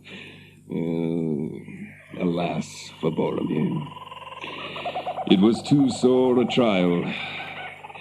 But you are less judges of men than I of halflings. Be comforted. Strange as it may seem, Samwise, it was safe to declare this to me. It may even help the master that you love. But do not name this thing again aloud. Once is enough. I was going to find a way to Mordor. I was going to Gorgoroth. I must find the Mountain of Fire and cast the thing into the Gulf of Doom. Gandalf said so, and I don't think I shall ever get there.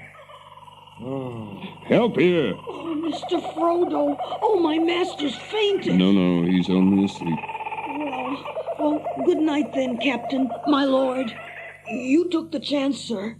Did I so? And showed your quality. Yes, sir. The very highest. A pert servant, Master Samwise. But nay, I had no lure or desire to do other than I have done. Good night. Good night, Lord.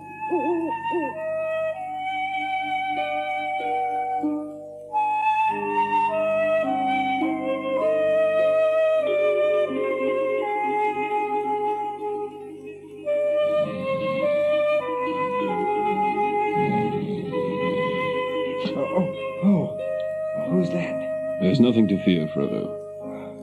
Is it morning already, Lord Faramir? Not yet, but night is drawing to an end, and the full moon is setting.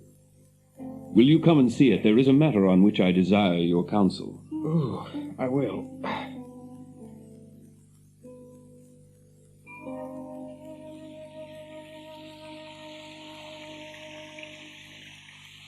Now, what would you say that it is, Anborn? A squirrel or a kingfisher? Tis not a bird. It has 4 limbs and dives man-wise. Frodo, shall we shoot? Oh dear, no. I beg you not to. Then you know what this thing is? I marvel at the creature. Sly though he is, he knows little of men, and your refuge is so hidden that perhaps he doesn't know that men are concealed here. For another, he is allured here by a mastering desire, stronger than his caution. He's lured here, you say? Does he then know of your burden? Indeed, yes. He bore it himself for many years. He bore it? This matter winds itself ever in new riddles. Then is he pursuing it? Maybe. It is precious to him. But I didn't speak of that. What then does the creature seek? Fish, look. Fish. Now I have him at the arrow point. Shall I not shoot, Captain? For coming unbidden to this place, death is our law. Wait, Anborn. This is a harder matter than it seems. What have you to say now, Frodo? Why should we spare it? Well, the creature is wretched and hungry and unaware of his danger, and Gandalf would have bidden you not to slay him for that reason, and for others. This creature is in some way bound up with my errand.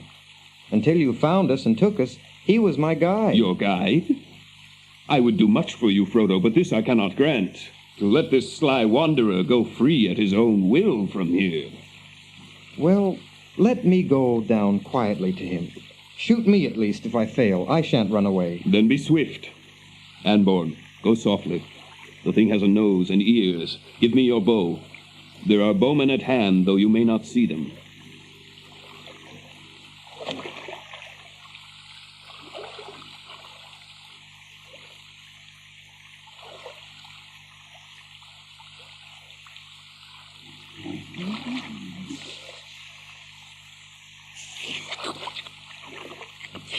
Fish. Nice fish. Makes us strong. Makes eyes bright. Fingers tight. Yes. Throttle them. Precious. Yes, if we get chances. Nice fish. Here you go. Fish. Here you go. Nice. Smeagol, Master has come to look for you. Master is here. Come, Smeagol. Come, Smeagol. We're in danger. Men will kill you if they find you here. Come quickly if you wish to escape death. Come to Master. No! Must finish fish. Smeagol. Smeagol, Precious will be angry. Come. Precious is waiting. Come.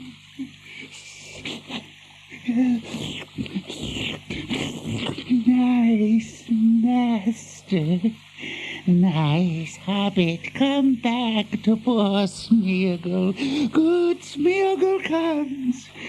Now, let's go quickly through the trees while the faces are dark. Yes, come, let's go. Not at once. You aren't safe. I'll save you, but you must trust me. Why? Where's the other one? The cross-ruled hobbit. Where's he? Way up there. We must go back to him. Something's there, not a hobbit. Master Wicked Trixie. Now you hold still.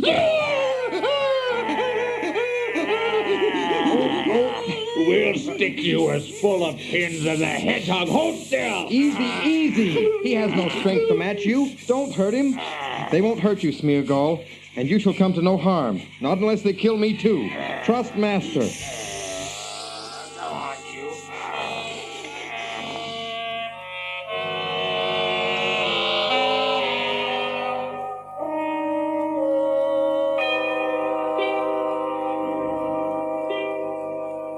Frodo, I don't think you should go with this creature.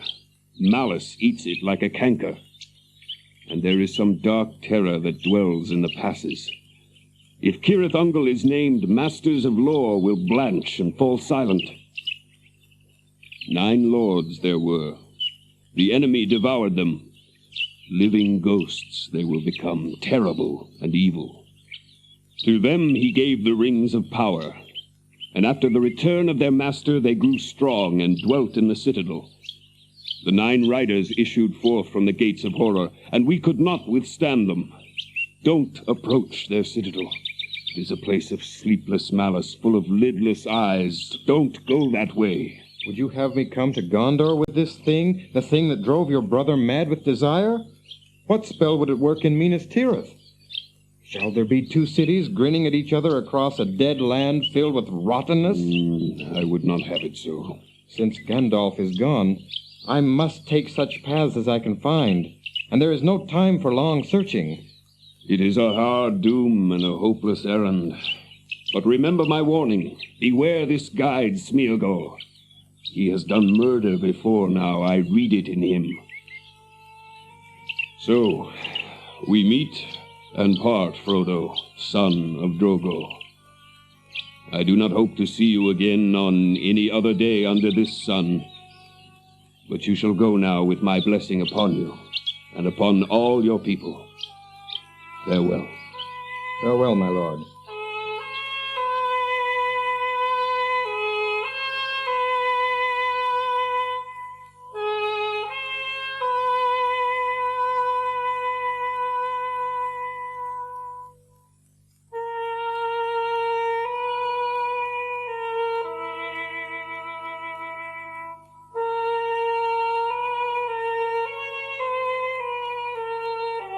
The forest where Faramir had stood now seemed empty and drear, as if a dream had passed.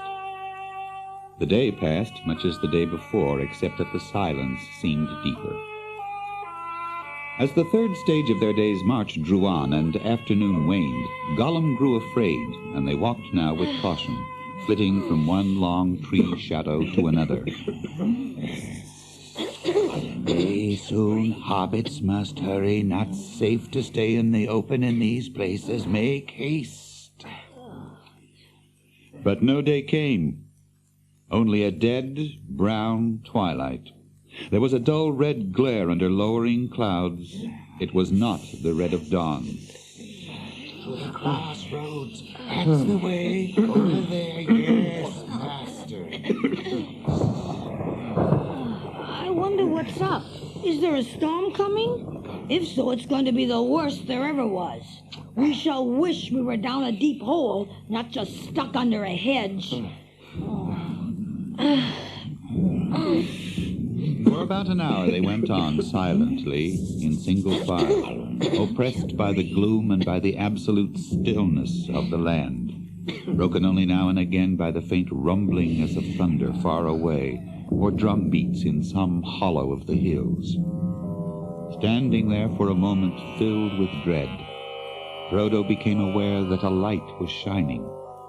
He saw it glowing on Sam's face beside him. Turning towards it, he saw, beyond an arch of boughs, the sun sinking, finding at last the hem of the great, slow-rolling pall of cloud, and falling in an ominous fire towards the yet unsullied sea. The brief glow fell upon a huge sitting figure, still and solemn as the great stone kings of the past. The years had gnawed it, and violent hands had maimed it. Its head was gone, lying rolled away by the roadside. Sam, look, Sam. The king has got a crown again. Why, so he has. A crown of flowers. They can't conquer forever. About the high stern forehead there was a coronal of silver and gold. A trailing plant with flowers like small white stars had bound itself across the brows, as if in reverence for the fallen king, and in the crevices of his stony hair yellow stonecrop gleamed. And then, suddenly, the brief glimpse was gone. The sun dipped and vanished, and as if at the shuttering of a lamp, black night fell.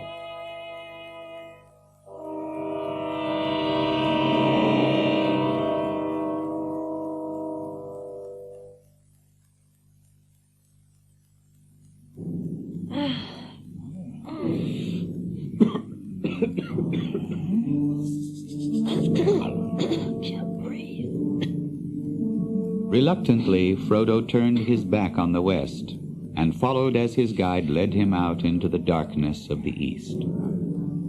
They plodded along with heavy hearts, no longer able to care greatly about their peril. Frodo's head was bowed. His burden was dragging him down again. Upon the further side of the valley stood the walls and towers of Minas Morgul. For a moment the three companions stood there, shrinking, staring up with unwilling eyes. Frodo passed his hand over his brow and wrenched his eyes away from the city on the hill. He felt the ring resisting him, dragging at the chain about his neck. And his eyes, too, as he looked away, seemed for the moment to have been blinded. The darkness before him was impenetrable. I must rest a while, Sam. Oh, it's heavy on me, Sam, lad. Very heavy. I wonder how far I can carry it. Come. Not yet. Not yet. Not here. Not rest here. Fools! Eyes can see us. When they come to the bridge, they will see us. Come, away, climb. Come. Come, Mr. Frodo. He's right again. We can't stay here. All right. I'll try.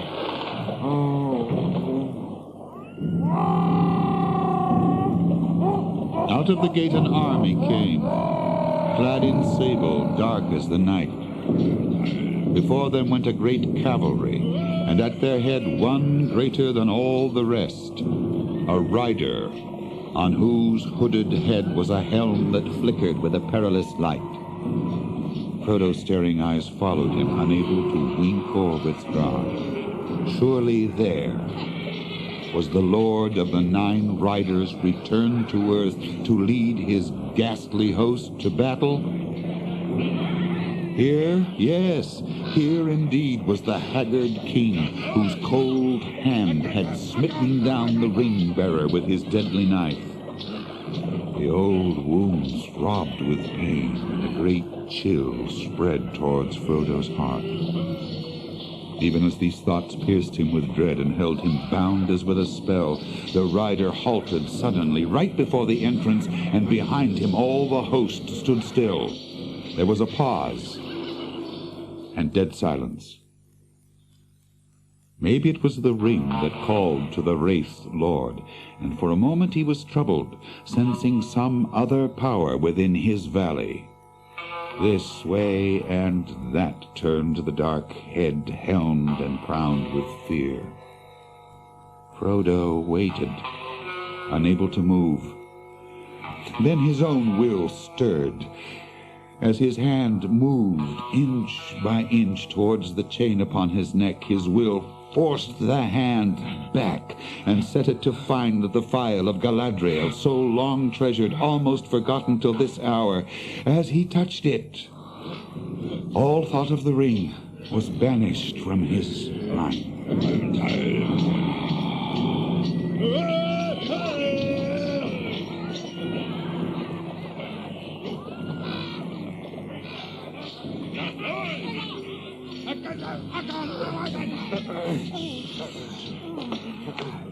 Up here.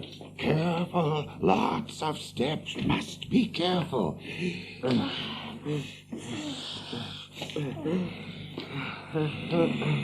We're up.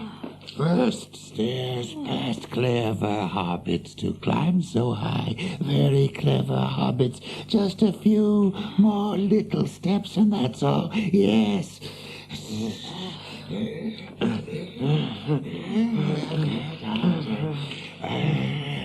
Now there's another stair still, much longer stair. Rest when we get to the top of next stair, not yet. Longer, did you say? Yes, longer, but not so difficult. Hobbits have climbed the straight stair. Next comes the winding stair. And what after that? We shall see. Oh, yes, we shall see. I thought you said there was a tunnel or something to go through. Oh, yes, there's a tunnel. But hobbits must rest before they try that. If they try to get through that, they'll be nearly at the top. If they get through, oh, yes. Oh, well, let's go on. This is no place to sit.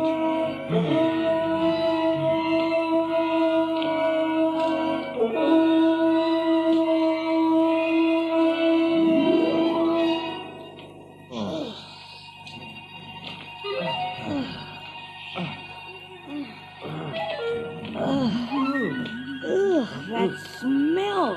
Ugh, it's getting stronger and stronger and stronger. Oh. This is the way in. This is the entrance to the tunnel. Oh, is this the only way, Smeagol? Yes, yes.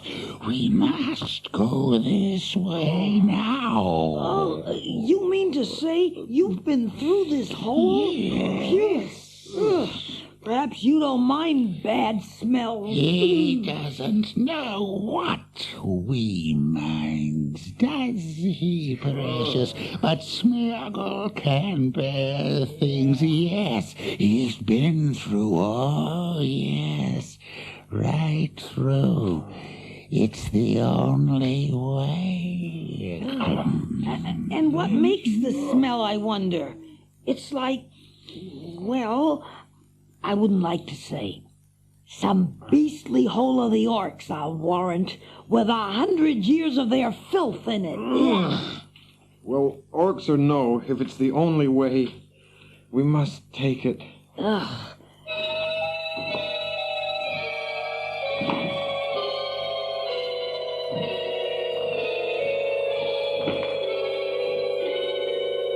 Oh, there's more than one passage here.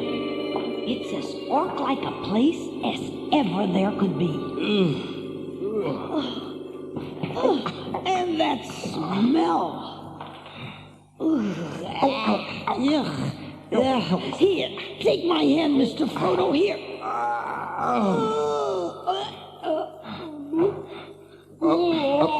Hold up. It comes from here. Careful there, Sam. The stench and the peril. Now for it, quick!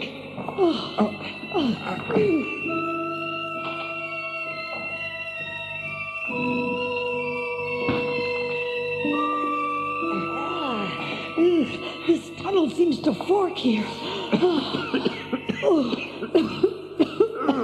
Which way is gone? Why did we wait?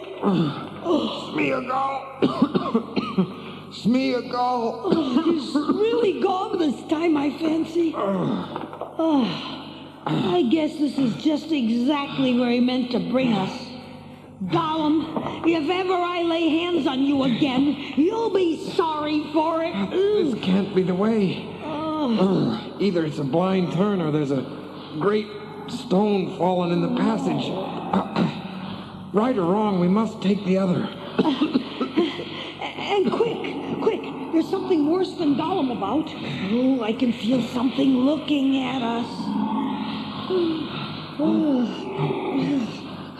It's a trap, don't I? Remember? And you, ring bearer, for you I have prepared this, a light for when all other lights go out. Yes, that was it. That reek. Master, the lady's gift, the star glass. A light to you in dark places, she said it was to be. A star glass. The star glass? Yes. What? Oh, yes, the star glass. Why, yes, why had I forgotten it? A light when all other lights go out. And now, indeed, light alone can help us.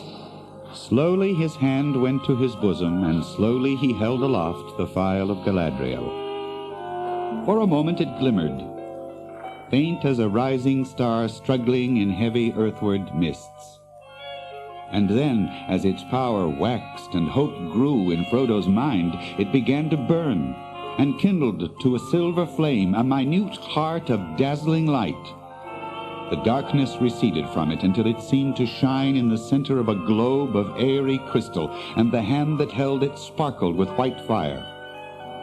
But even as Frodo spoke, he felt a great malice bent upon him, and a deadly regard considering him. Not far down the tunnel between them and the opening where they had reeled and stumbled, he was aware of eyes growing visible, two great clusters of many windowed eyes. The coming menace was unmasked at last. Monstrous and abominable eyes they were, bestial and yet filled with purpose and with hideous delight, gloating over their prey, trapped beyond all hope of escape, and the stench of death was like a cloud about them. Stand! Stand! Running is no use! Galadriel! Galadriel! And Sting! Galadriel! Galadriel! Master! Stars and glory! But the elves would make a song of that if ever they heard of it. And may I live to tell them and hear them sing. But don't go on, Master! Don't go down to that den! Now's our only chance. Let's get out of this foul hole.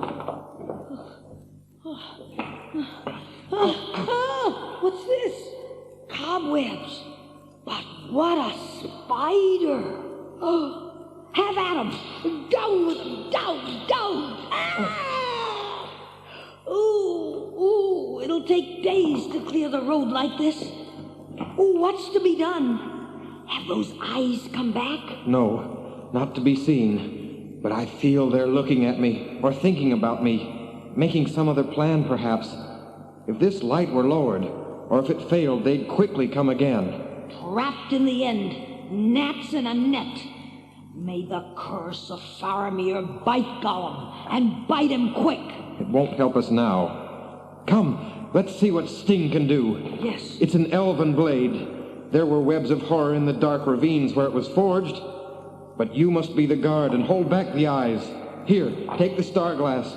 Yes, Don't be afraid. Hold it up and watch. Come on! We're through! We're through! The pass, Sam! The pass! Run through before anyone can stop us! Coming, Mr. Frodo! Coming! But wait for me! Wait! Sam came up behind as fast as he could urge his legs. But glad as he was to be free, he was uneasy, and as he ran, he kept on glancing back at the dark arch of the tunnel, fearing to see eyes, or some shape beyond his imagining, spring out in pursuit. Too little did he or his master know of the craft of Shelob. She had many exits from her lair. There, age-long, she had dwelt, an evil thing in spider form. Years before, Gollum had helped her and worshipped her. He had promised to bring her food. But her lust was not his lust. Little she knew or cared for towers or rings or anything devised by mind or hand. She only desired death for all others, mind and body, and for herself a glut of life alone. Swollen till the mountains could no longer hold her up and the darkness could not contain her. Long now had she been hungry, lurking in her den while the power of Sauron grew. And now Gollum had brought her sweeter meat than orcs, hoping that when she threw away the bones and empty garments he would find his precious. Never yet had any fly escaped from Shelob's webs, and the greater now was her rage and hunger. Sting is glittering blue. Orcs. There's orcs about, and worse than orcs. Master, don't go so fast. Master! But hardly had Sam hidden the light of the star glass in his breast Then Shelob returned. A little way ahead and to his left he saw, suddenly, issuing from a black hole of shadow, the most loathly shape that he had ever beheld. Great horns she had, and behind her short, stalk-like neck was her huge, swollen body, a vast, bloated bag swaying and sagging between her legs. Its great bulk was blotched with livid marks, but the belly underneath was pale and luminous and gave forth a stench. Her legs were bent with great knobbed joints high above her back and hair that stuck out like steel spines. At each leg's end there was a claw. As soon as she had squeezed her soft, squelching body and its folded limbs out of the upper exit to her lair, she moved with horrible speed. This way. Look out behind! Look out, Master!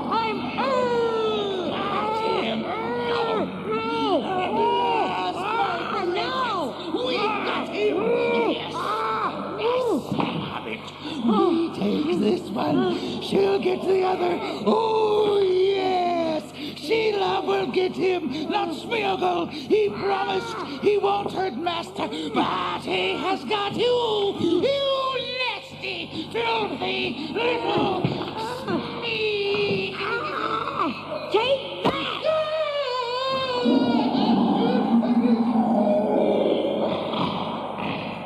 After Gollum had run back to the tunnel, Sam turned to see that Frodo was lying face upward on the ground, and the monster was bending over him, so intent upon her victim that she took no heed of Sam and his cries. As he rushed up, he saw that Frodo was already bound in cords, wound about him from ankle to shoulder, and the monster, with her great forelegs, was beginning to drag his body away.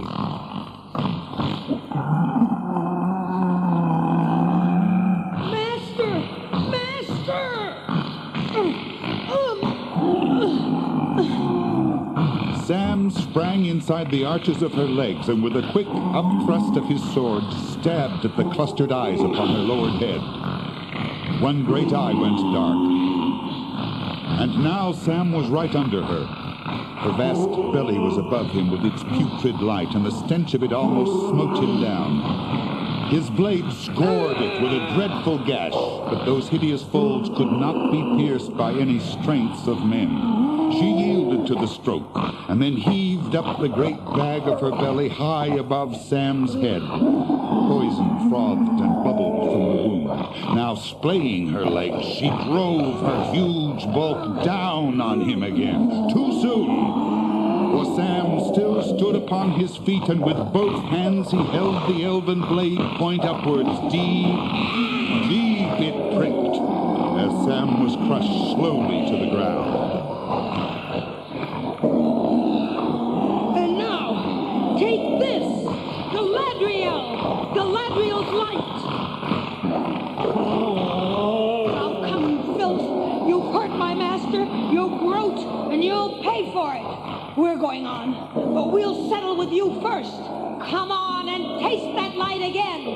Gulfoniel! Albereth! Galadriel! Take that! And that! And that! Take that! Back! Oh, yes! Back into your lair, you brute! Now! Oh, my master! Master! Dear master! Master, speak! Speak, Mr. Frodo!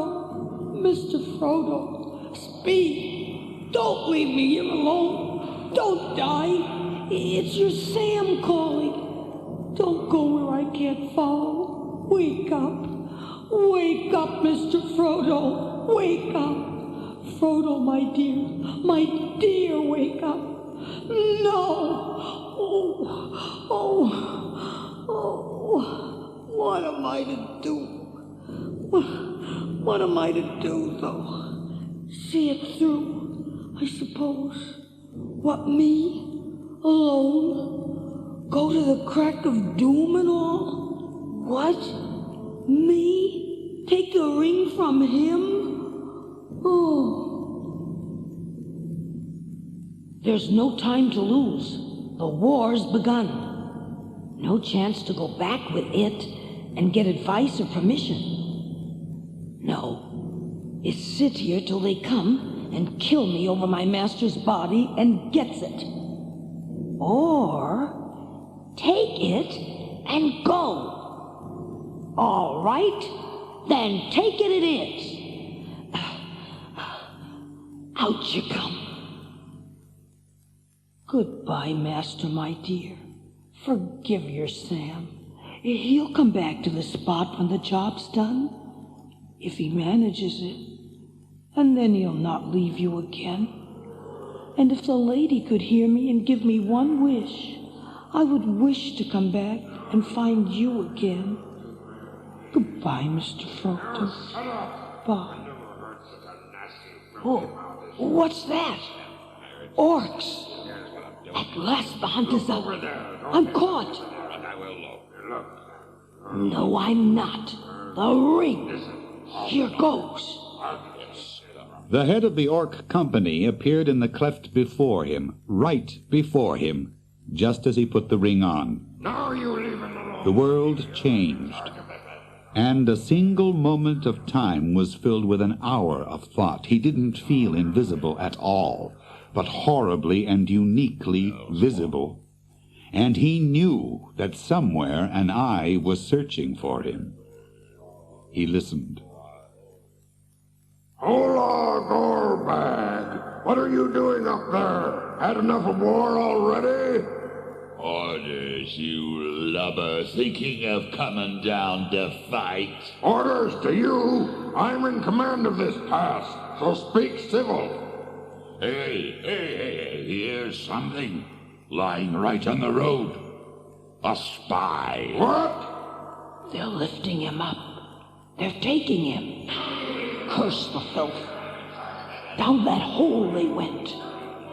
Come on, we've talked enough. Let's go and have a look at the prisoner. If there's any game, me and my lads must be in it. Now, I have my orders. Prisoners to be stripped of full description of every article found on him. Stripped, what, teeth, nails, hair? None of that, no.